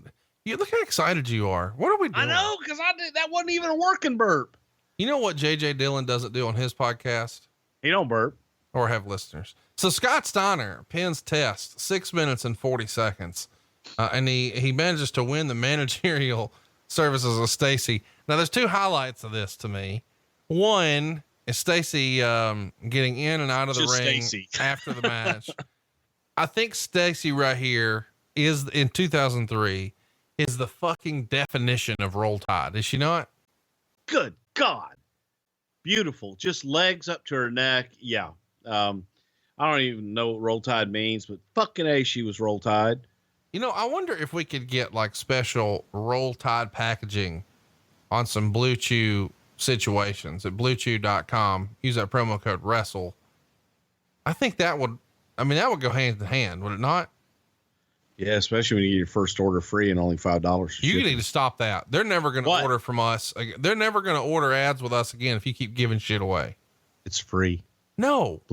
Bluechew.com. And then you put in promo code Wrestle, and all you got to do is pay $5 shipping, and the shit's free. It'll be like when you were 15 and your hard-ons were free. Right? Yes. So, here's the highlight of this whole thing. And first of all, let me just say, I love Scott Steiner, AKA Ham Cubes. I'm going to refer to him as Ham Cubes for the rest of the show. If you're out of the loop on that, go listen to What Happened When with Tony Schiavone. Yeah, because nobody else does. Well, that's actually not true. Well, hey, I'm sorry. I got a sidebar here. I didn't even share this with you. So I was at MLW Wrestling last week. Hey, you know, and MLW is available on Friday nights on BN Sports every Friday night, right? Yeah, at 8:00 Eastern, 7:00 Central. And BN Sports is even on DirecTV. I watch every single week, and you should too. It's BN Sports, Major League Wrestling. Tony Schiavone on commentary. Bruce Prichard producing the segments. What could go wrong? MLW. Yeah, well, while I'm there, I get a text message from Debbie. You know who Debbie is? No. Well, you know her as Medusa, Oh, Pearl Under okay. Blaze. Gotcha. I call her Debbie. And she was professing her love for me and not Tony Schiavone. What? Yeah, I don't think we need to tell Tony this. I already did. I showed him the text. Why would you do that? He's heartbroken. He was heartbroken, and I thought it was funny. Man, you're a dick. I'm cruel. I know. Speaking of dicks, Free. Speaking of dicks, what are we doing with our life? I know we're actually getting paid for this, but probably not for much longer if you keep giving stuff away for free, you know, over at bluechew.com. Promo code Wrestle. Jinx. So my favorite thing about this match with Ham Cubes is, you know, he has an issue with Test jerking Stacy off of the apron. She's trying to get into the ring and Steiner's holding the ropes up for her. He wants to have a little show and Test is having no part of it. And he snatches her down. So Steiner decides, fuck this, I'm going for him. So he gets on the apron and goes to dive off and just falls flat on his fucking face. Now you won't see this on the network because you guys have changed the camera angle. If you have the original pay-per-view version, you see splat, Steinerized, but on the pay-per-view version, they shoot from like where the announce team is, like on the opposite side of the ring, and you just see You still see it, but not nearly like the original version. Yeah, but it's out there. I mean, it's definitely out there on YouTube or something because I've seen it recently. It's a shame because, you know, Scott Steiner was such a badass in WCW, but this is just another thing on the list of shit that is going bad for him in the WWE, is it not? Yeah, and again, it just wasn't working here. And this was another one. Who's the guy that says dud? This was a dud. I just said it, didn't I? You did. It wasn't a dud. It actually got 3/4 of a star in the torch. And Wade would write in here, quote, Test hit himself in the head with a chair. Although it was the intended finish in that case. I mean, cause I guess you do need to clarify. Let's talk about the next match. Booker T and Christian go to a DQ. Quote, the finish of this one was a big talking point afterwards. Christian T's getting intentionally counted out to save his title, and the ref, changing a rule on the fly, announced over the house mic that he'd give Booker T the title on a count out. And that caused Christian to run back into the ring, but then immediately hit Booker to get intentionally DQ'd. The ref, who'd already changed one rule, could have just restarted the match or awarded Booker the belt, but he did neither. Christian saving the belt in a cheap fashion fits his gimmick, but it's contradictory booking of this finish that made a joke out of everything. The match itself was also very disappointing. The 8 minutes it lasted seemed like merely half of a decent match, and the bad finish took it down another notch. 1.25 stars. He didn't love it, but I thought this really got Christian over as a shit heel. Did it not? I thought that the match was excellent. The finish sucked. I agree with you on the finish. The finish was just totally illogical. But the match itself, getting there, I thought was excellent. And it got Christian over as a heel and just displayed why Booker is as good as Booker is. I was a big fan of, running back in and cheating to win. I mean, I know it makes no sense that you could change a rule on the fly. I get that. But the idea of, I'm going to lose the belt if I'm counted out. Okay, cool. I'm DQ'd. Disqualified. Yeah, it was a dick move. It was awesome. It was fun. Next up, we've got Jerry Lawler, who introduces Steve Austin and Eric Bischoff in the ring for the pie eating contest. I guess we should say that they set this up on the pay-per-view with a backstage skit where they sort of explained what pie eating was, and so Bischoff is sort of freestyling, you know, it's chocolate, it's apple, it's blueberry, it's cherry, it's whatever. And Austin clarifies and says, no, have you not heard The Rock out here talking? It's poontang pie. And I just can't believe that made air, but it did. And as if that wasn't enough, they show another skit where we meet 4 women and they're debating, quote unquote, who gets to go first. I just can't believe this is real. And they both sort of debate why they should get to go first. And in the end, Austin says that Bischoff is being selfish, but he can go first, but he gets to pick the one, and Bischoff agrees. So when they're announced here to the crowd, Austin reminds Bischoff that the deal was Bischoff gets to go first, but Austin gets to pick who. And so Bischoff agrees, thinking it's one of the 4 beauties backstage, but instead Austin picks Mae Young. And he does this by saying, you know, Bischoff had said he preferred mature women. And of course, Bischoff plays it off. And then eventually he kisses Mae Young and says, okay, your turn, Austin. Austin says, dude, you kissed her. That's not what this is. This is a pie eating contest. So then Mae Young low blows Bischoff and then does a Bronco Buster in the corner. And allegedly, and this is rumor and innuendo, Mae put sardines in her underwear that day as a rib on Eric Bischoff. Of course, Austin then forfeits his turn and gives Mae Young a stunner. The crowd did not pop for that. We're just beating up elderly ladies at this point, and he's a babyface. But we're officially tied because, this is round 2 after the burping contest. What'd you think of this pie eating contest and Mae Young? Okay, well, first of all, I was watching this pay-per-view in my home on the network by myself. So I was home with all my friends. And my wife comes home right as this was taking place. And Mae takes off her skirt. And my wife looks at me and says, did you write this shit? I'm like, well, I produced it. So yeah, but you got to admit, Conrad, Mae had a nice ass. What the fuck are you saying out loud right now? She had a nice ass in there, man. And she wasn't afraid to show it. But this is another one where sometimes Vince's haha just affects shit. It can go, I don't want to say too far, but it was like, fuck me, man. We're trying to do a pay-per-view. I'm trying to get shit done.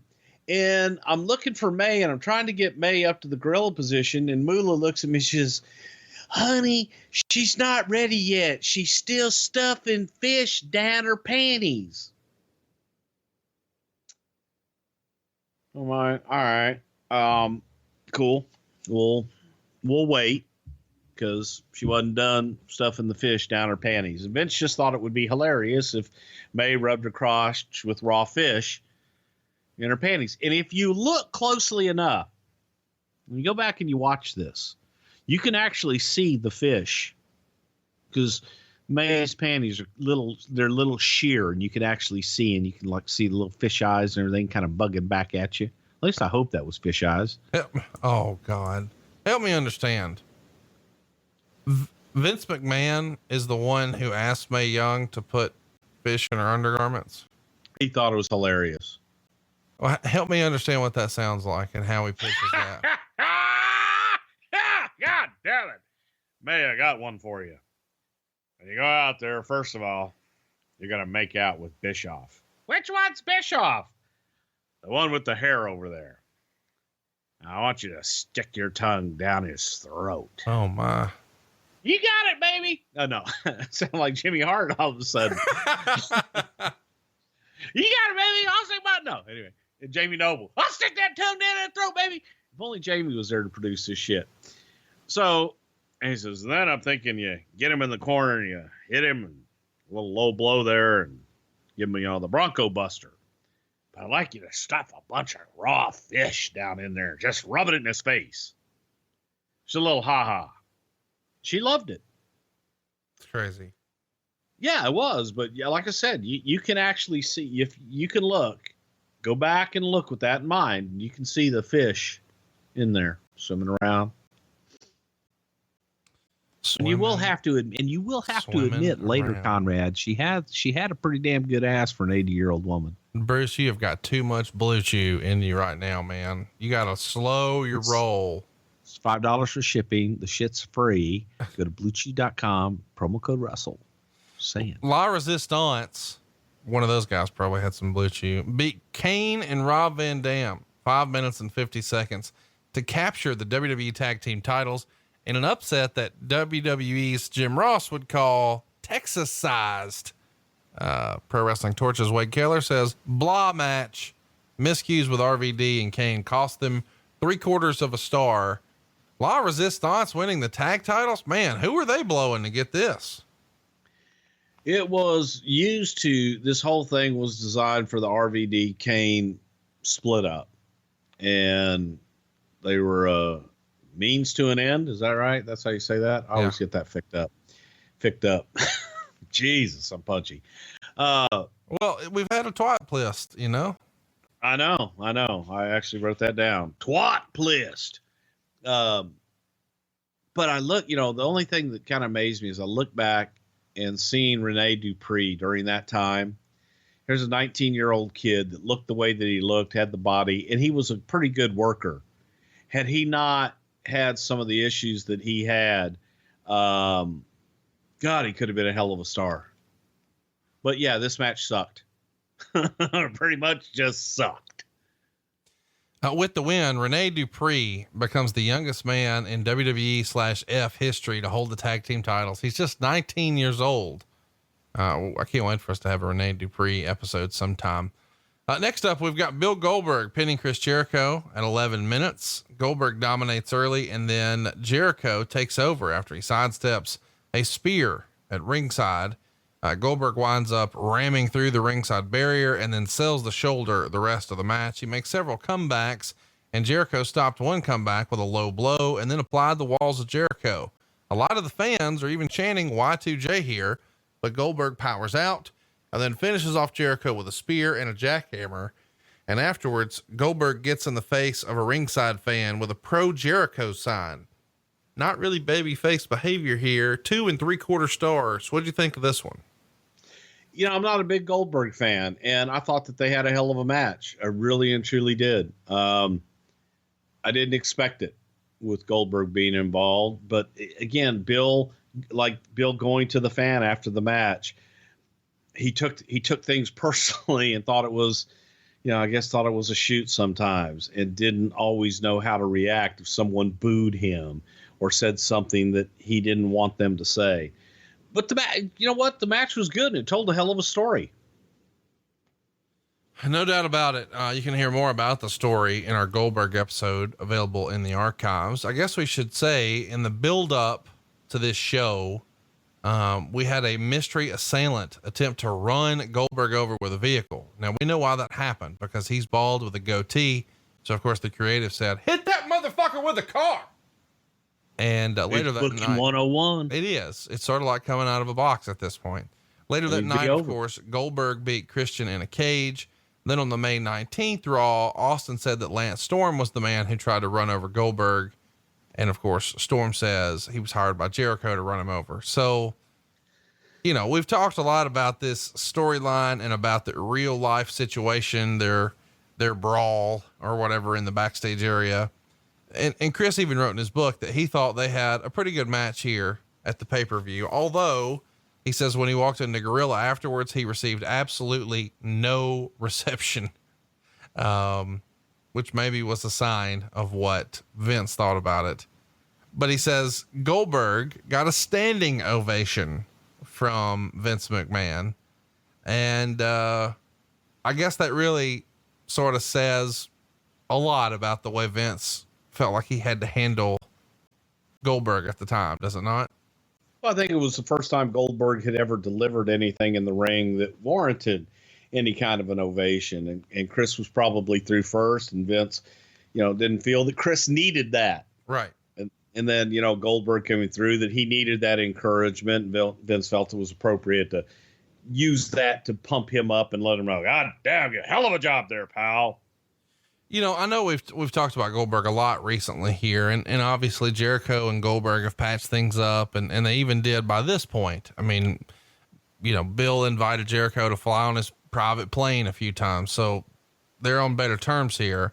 But allegedly, when they're laying this match out, Jericho suggests that he should kick out of Goldberg's spear, so he'd have something to sort of hang his hat on since he was doing the job in the end. And Goldberg shot it down. And Jericho points out that The Rock kicked out of the spear, and Goldberg sort of pushed back that Jericho wasn't at The Rock's level. Did you hear that? Was there any heat about it? Yeah, I heard it from Jericho after the fact, much after the fact. It's funny, Jericho's not at Rock's level, but he beat Rock in Austin in one night to be the first undisputed champion. Right. Yeah, there you go. Thanks for watching, Bill. Let's talk about the dream match, which is next. It's Ric Flair and Shawn Michaels. A lot of people would say the greatest wrestler of the 80s taking on the greatest wrestler of the 90s. They go 14 minutes and 7 seconds, and Flair gets the win, but with a little help from Randy Orton, who comes in and nails Shawn with a chair shot. Keller would write exactly what you'd expect in terms of the spots they performed. Flair did his Flair flip. Michaels did his kip up and super kick. Lots of chops too. The big spot was Michaels diving off the top rope onto Flair, crashing him through a ringside table, which is a real sentence. Ric Flair bumping through tables here in 2003. 3 3/4 stars is the rating. Obviously I'm a mark for both of these guys. I loved it. And clearly it doesn't have the emotion and the story of their final match at WrestleMania 24, but this was, 5 years before that. We never knew that that's what would be the final chapter for Ric Flair in WWE. What'd you think going back and watching this 15 years later? I thought it was excellent. And again, I'm probably biased too, because I love both the guys as well. And I think that they are two of the best performers that ever laced up a pair of wrestling boots. So to have them go out and have this display, I thought it was excellent. And I thought that they put together a hell of a match. It was believable and a great story. Probably a really once in a lifetime type deal for Shawn. They had wrestled before, I believe in 91, a singles match during Rick's first run. Of course, Shawn at the time was still a rocker, but this is the first time on a big stage, and Shawn was disappointed. He thought he'd have 30 minutes on this show for this match, but he winds up only having 14. But maybe some of the time was cut because Shawn was sick. According to the rumor and innuendo, Shawn's working this match with the fucking flu. Do you remember Shawn being sick that night? And was he protesting about the amount of time that the match got? I don't remember him protesting about the time. It's funny. He had twice as much time as anybody else on the show, except for the main event. So, come on. They did have plenty of time, and it was the story that we were getting across, and it was what it was. And it was excellent. Here's what Keller wrote of the match. Flair versus Michaels was what I expected. I was hoping for more than I expected, but realistically, they gave what they could. What they could give was good, even very good in some ways, but not great. Flair seemed half a step slow at times, but overall, I don't think a match between these two 12 years ago on a move for move basis would have been much different. Only it would have been 4.5 stars just because the offense would have been a bit crisper and the bumps a bit more spectacular, but they can be proud of their effort, and the finish was the right finish for business. Do you agree with that assessment?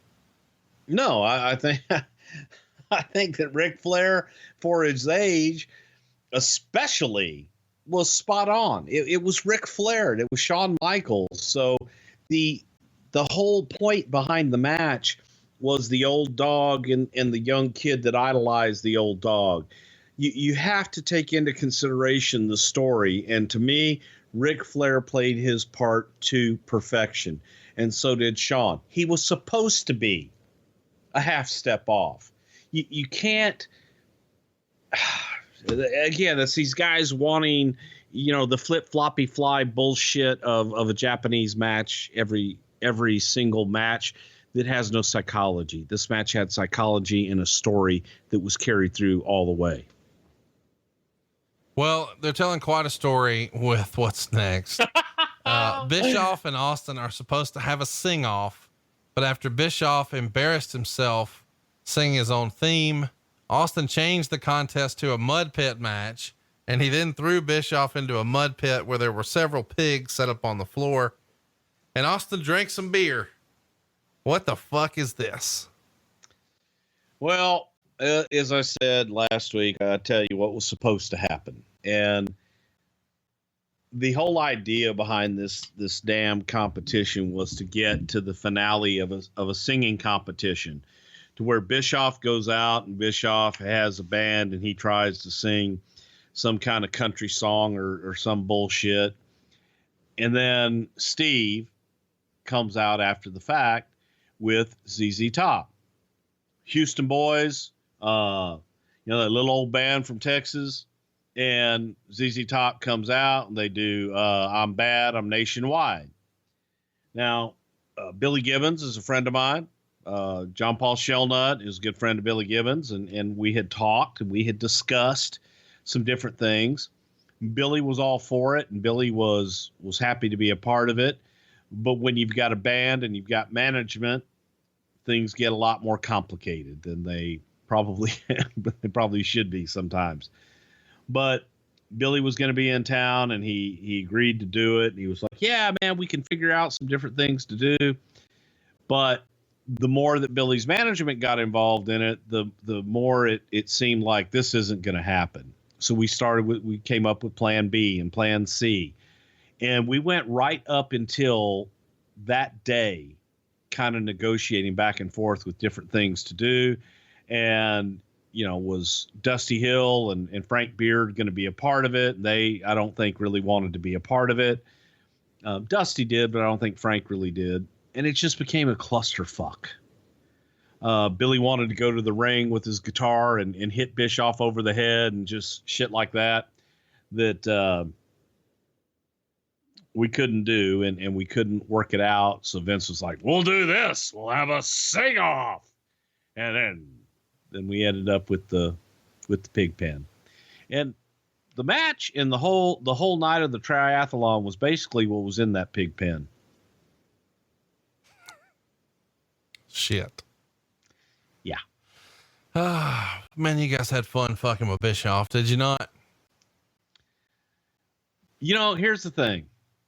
And I was talking to one of the other guys on the creative team today about it. Was, Vince had his haha with the fish, and I don't know what he expected the reaction to be, but Eric came back, laughing his ass off and in a great mood, and didn't sell, and thanked everybody. And May walked through the door and he gave her a big hug and kiss and thanked her for everything. And everybody had a good laugh about it. Eric got it. So Eric was a great foil. And I think that the WWE audience really likes seeing Eric get foiled. Let's talk about our main event here. Kevin Nash is going to play the foil for Triple H. They're doing a Hell in a Cell here. Triple H gets the win in 21 minutes. Keller would write, a bit methodical and plotting at points, but overall an intense battle.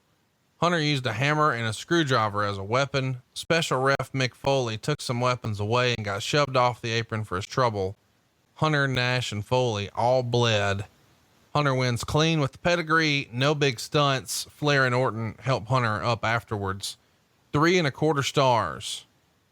Not a glowing review, but not a terrible review from Wade Keller. I gotta say, it is sort of a forgotten run here for Kevin Nash. Maybe it's because business was down a little bit, but I think when people think of Kevin Nash, they usually think of his first run as Diesel, even though it was a much worse time for business. He was the tippy top guy. And I think they think of that run, and then maybe more so his run with WCW as part of the NWO. But when he's here in 03 working with Triple H, I don't know that a lot of people really talk about that. Why do you think Kevin Nash's 03 run is sort of swept under the rug? I think because it was so short. You know, it was in and out, and he was gone. Watching this match, I didn't remember it, and I was shocked and surprised, thinking that, damn, this is not a bad match at all. No, I agree. And they utilized Foley, and Mick was all over the place. They told a believable story all the way through the thing, and it was good use of the cell, and it was believable. So, you know, Hunter used everything under the sun to have to beat the big bastard, you know, and finally ended up with the trademark sledgehammer. You know, he used a hammer in there, the friggin' barbed wire 2x4, which is standard under most rings. Whenever you order a ring, I think it comes standard underneath the ring nowadays. The unless you get a 16x16, that's extra. Sure. That makes sense. Yeah. But the 20x20 and 18x18 rings, they all come with a 2x4 wrapped in barbed wire underneath the ring. What'd you think of the match overall? I mean, Hunter's working in purple here as opposed to the standard issue black. Kevin Nash looks like a monster here. Foley has some interesting referee attire, and he's back in here. And as you said, you essentially make it a three-way. Foley's very active in the match, but in the end, Hunter wins clean with a pedigree. Surprise! He didn't win clean with a pedigree. He hit him with the sledgehammer. Well, but and then hit him with the pedigree. Well, but still, he hit him with a hammer. He hit him with the fucking 2x4. And then pedigree. finally he got the sledgehammer and got him into the pedigree. As long as there's a pedigree, he's happy. Well, fuck yeah. Yeah. What about the 3 times that Kevin Nash covered Hunter for 20 counts? No, it was a good match, and it was logical. And I thought that it was better than I thought it was going to be. Looking back at it, I was dreading it because the early matches, you know, the last 2 matches saved this pay-per-view. You know, we had the redneck Bugs Bunny with Stone Cold Steve Austin earlier in the night, and then all through the night, unfortunately. And then the last 2 matches I thought were pretty damn good matches. I guess we should mention here as a footnote, Nash loses his hair against Chris Jericho in August of this year. He's really losing the hair though for a movie role. And then he works at SummerSlam in the Elimination Chamber. And then he's out of here. He has neck surgery and he's out of the ring, and WWE doesn't renew his contract in January of 2004. So hopefully Kevin Nash wins a poll sometime and we can talk about him in a little more detail. Bruce, I don't know that you have kissed Hunter's ass enough. Do you want to get your chapstick out and put him over any more here? I already put my chapstick on. My lips are burnt. Okay. Was there ever any consideration to taking the belt off of Hunter, or at this point had Hunter decided he just didn't want to lose it? To Kevin Nash? No, there was no consideration to put the title on Kevin Nash at all. And this was during the time that they were building the faction of Evolution with Flair and Randy Orton and Triple H. So the idea behind them was to have the championship and build it around that. Was there anybody sort of upset about these guys being in the main event? They were the main event 8 days prior at Insurrection. Obviously that comes with a good payday. So their main event and pay-per-views 8 days apart.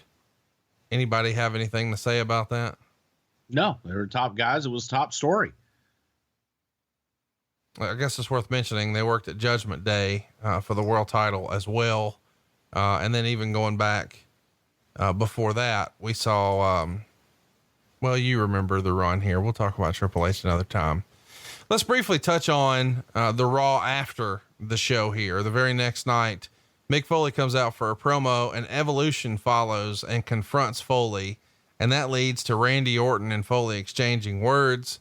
This is going to have a fun payoff that I can't wait for us to talk about sometime. But the real reason I wanted to talk about this next night is what it sets up. At the end of the night, Triple H invites Kane to join Evolution, and Austin comes out and gives Kane a title match for the next week. Bischoff comes out and says if Kane doesn't beat Triple H, he'll have to unmask. And Kane chokeslams Triple H to end the show. We know where that's going to end because, of course, there's no chance Triple H is losing in 2003. So the next week, Kane has to unmask and turns heel in the process. This is the reign of terror here, is it not? Yeah, it was good shit, man. I love Dude, this was, this was that fucking rebuilding phase. And it's, as I often say, sometimes I just block shit out. So much of this was blocked out. And then you had to make me go back and relive it and rewatch it. Fuck me running. Fuck you running.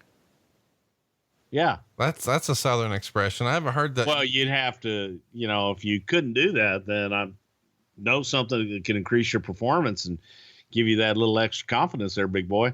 Oh yeah. Is that bluechew.com who are bringing you the first chewable, and it's with the same FDA approved active ingredients like Viagra and Cialis, and they work twice as fast as a pill. So you can be ready anytime, day or night. You mean the better, cheaper, and faster choice? Man, well, listen, don't you say that again. You're about to do it again. Don't do it. I'm going to, because if you visit bluechew.com, you get your first shipment free, but you got to use our special promo code WRESTLE. And all you have to do is pay $5 shipping. That's right. Visit Blue Chew. That's BLUECHEW.com.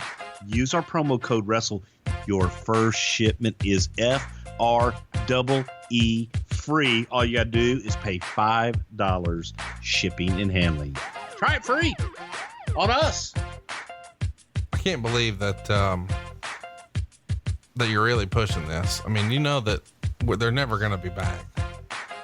They will, because free bluechew.com. Let's go to some questions. Promo code WRESTLE. You can ask some questions for our next episode, which, by the way, will be about Sable.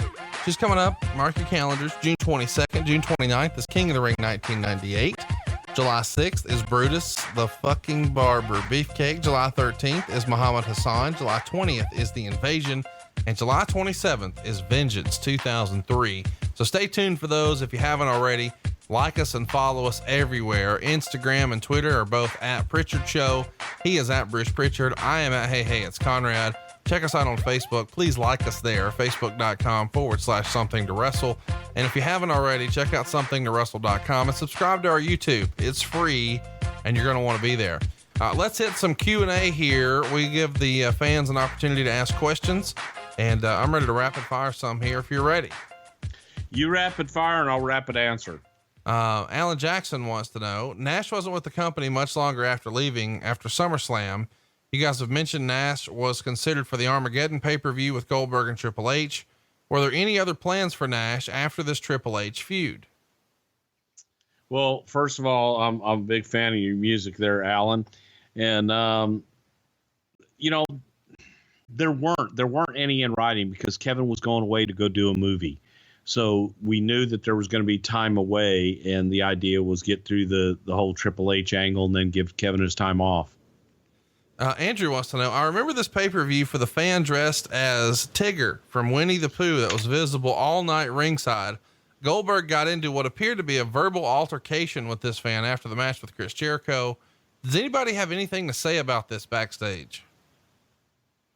The guys dressed up as Winnie the Pooh? Hey, they were enthusiastic fans. Are you know what we left out? What? We left out Mattress Mac.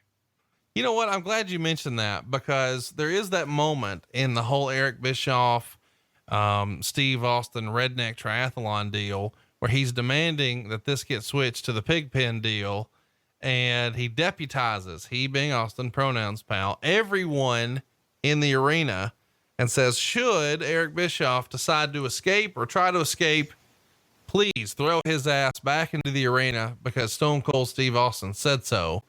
And so, of course, immediately Bischoff goes to a planned exit spot, and the guy who throws him back in, and I texted you this week when I watched it, it's fucking Mattress Mac. The guy who has been a WWE proponent for a long time, a friend of yours, a local celebrity there in Houston, and a hell of a great guy who has come through for the community in a big way during the hurricane this last year.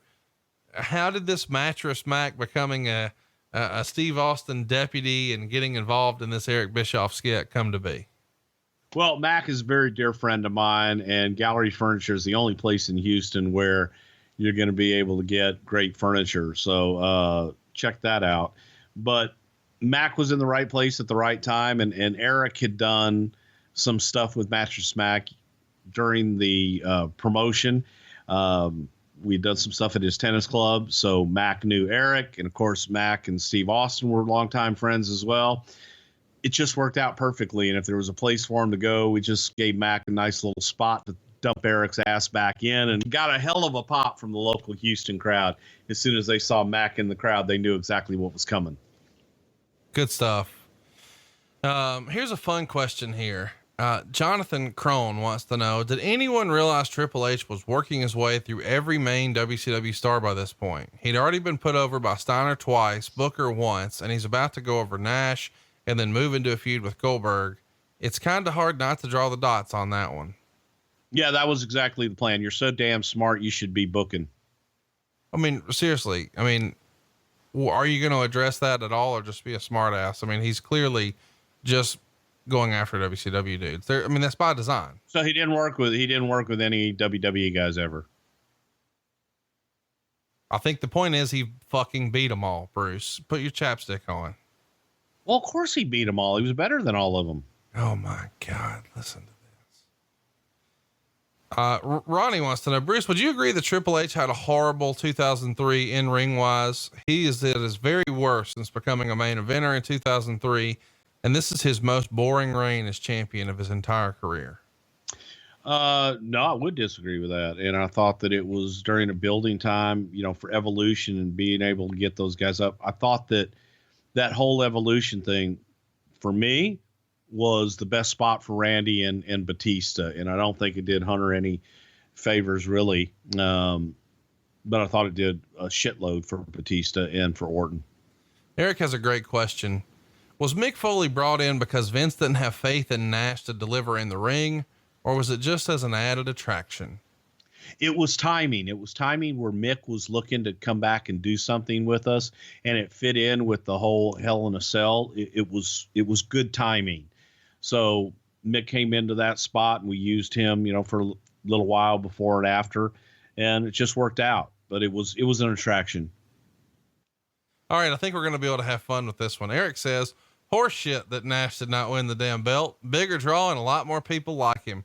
Go over in the cell match, then drop it in the Elimination Chamber match. Not to mention, he should have went over in Omaha in April 96 as well. It makes much better sense in the long run and makes the story even freaking better. Yeah, that night Nuevo Laredo, he should have gone over too. Those motherfuckers. What the fuck? I think that sometimes these people don't understand. Come try and do it sometime, and try and do it with all the personalities and with all the limitations of talent and the injuries and the different personalities that you have to deal with it. I would love that everybody that has all these great ideas to submit your ideas and go through the process, man. Go do it. Or finance your own show and book and find out how easy it is. Dean Maddox says, it's always amazed me during the Hell in a Cell, just before Triple H hits Foley with a chair, you can clearly see Foley blade. He stabs his head about 5 times with a blade, and it's all on the network plain as day. Was there any effort to sort of shoot around that stuff? Is there an edict? I mean, do the guys know when it's going to happen and to shoot the other way, or is that? Well, if you know it's going to happen, you do shoot the other way. And I doubt that that's actually what Mick was doing, because again, I doubt that this person that is saying this has any experience doing that. So a lot of times, and there were guys, you go back and watch guys that you think they're blading, like the experts of FDM and people like that think that a guy's getting color at a certain point when they're not. And the reason that they do things is they'll make mannerisms to their head, or they'll do something so that when they do get it, you're used to them doing it. So you can't tell when they're actually blading. And I don't know if Mick got it then or not. And I doubt that this guy does either. Yeah. Here's something that I think is a pretty good question here. Paul says, Nash has said that Foley was added because he and Triple H had no intention of leaving the cell, which wasn't deemed exciting enough by this point. Any truth to this? That it definitely was yes. I mean, isn't it weird that this cage with a top on it because the very first one they got out, and then the second biggest one, they got out. Everybody now has an expectation that you're supposed to do something off the top of the thing. I mean, even when the Undertaker and Shane McMahon had one at WrestleMania, as soon as that's announced, everybody's like, oh, well, Shane's jumping off that motherfucker. Right. I don't get it. To me, the structure should have been to keep people inside the damn structure. So I always hated it when guys went out, and I hate the expectation that they're supposed to. Murren says, who booked the finish? All right, we know who, but it's up there with Booker at WrestleMania. Can you defend it though? Why are we burying Nash's powerbomb, which has been over for years? Please explain to me how Kevin Nash giving somebody a powerbomb, covering them forever, and then getting hit in the head with a 2x4, a hammer, and a sledgehammer to beat somebody.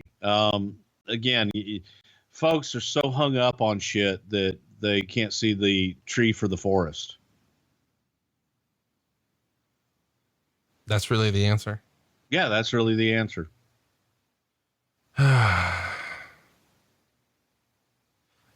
think, everybody has the same opinion. Most of the questions are really just wanting to shit on you for Triple H in this era.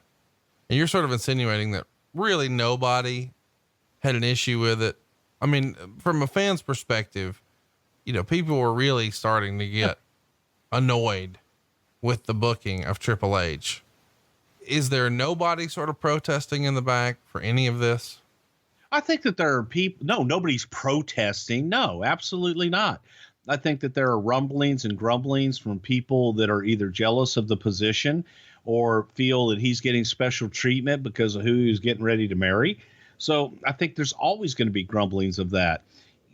People lose sight that he's a victim of his circumstance, and he's a victim of the fact that he was good. He's very good. And he was a top guy, and you can't take that away from him, no matter how hard you want to, because of who he married. You can't take that away from him. He earned those spots. And it's easy then to go back and, that's why he earned the spot, because you don't like him for whatever reason. But when you have to look at it objectively, and you have to look at it from a standpoint of, okay, what's going to draw, what's going to work, what's best for story, that's what was best for story. And that's what we had during this time. For a lot of the creative and for the time frame, man, I don't think a lot of us were happy with the creative. As I said earlier, it was a tough rebuilding time. And I think that the Raw and SmackDown division at that time, a lot of the more entertaining guys, in my opinion, were on SmackDown. The Kurt Angles, the Edges, the Eddie Guerreros, and guys like that were a lot of fun. So I just think people have a lot of unnecessary hate for whatever they do. And that's the people that don't understand and that have never been there and will never be there to understand it. Jake brings up an excellent question here. It's sort of been insinuated in some Kevin Nash shoot interviews over the years that maybe there was some collusion with Triple H and Mick Foley to make Nash look weak here. Because Nash hits the jackknife and then Foley jumps back in the ring to make a standard 3 count, not the exaggerated slow count classic where you barely kick out at 2 9/10 with the really slow, 1, 2 type of deal. Instead, Foley just does a normal count and Triple H kicks out at 2. Is that just guys being paranoid, or do you think there's anything to that? God, no, there's absolutely nothing to it. Hang on. And again, psychology wise, Mick Foley, the quote, babyface referee, put in that situation, would want to see Hunter. So he would do a normal count. We're trying to just make the show he's not biased. So yes, he's going to do a normal count. Yeah, I think that's just absolute paranoia and conspiracy bullshit that's just simply not true. Well, it is true that we're coming back at you next week with Sable. Ask us a question on Twitter or Facebook, and don't forget to check us out on the WWE Network. Do you want to give them a spoiler as to what we're covering next, or they're going to have to tune in? No, they're going to have to tune in. All right. Well, don't be broken and not do it. Oh, maybe there's going to be a little twist of fate in our future with the WWE Network if we keep pushing the limits the way we have. I mean, we're basically heat machines over here. Yeah, we'll be off the air in 4 weeks the way we're going. Yeah, no doubt. So enjoy it while you can, and come see us tomorrow night at the House of Blues right here in Chicago. Don't you dare miss it. Tickets on sale now at brucepritchard.com. In Rochester, we're going to sell out. Come see us, man. July 7th, July 15th, we'll be in Pittsburgh. On the 18th of August, we're at Gramercy.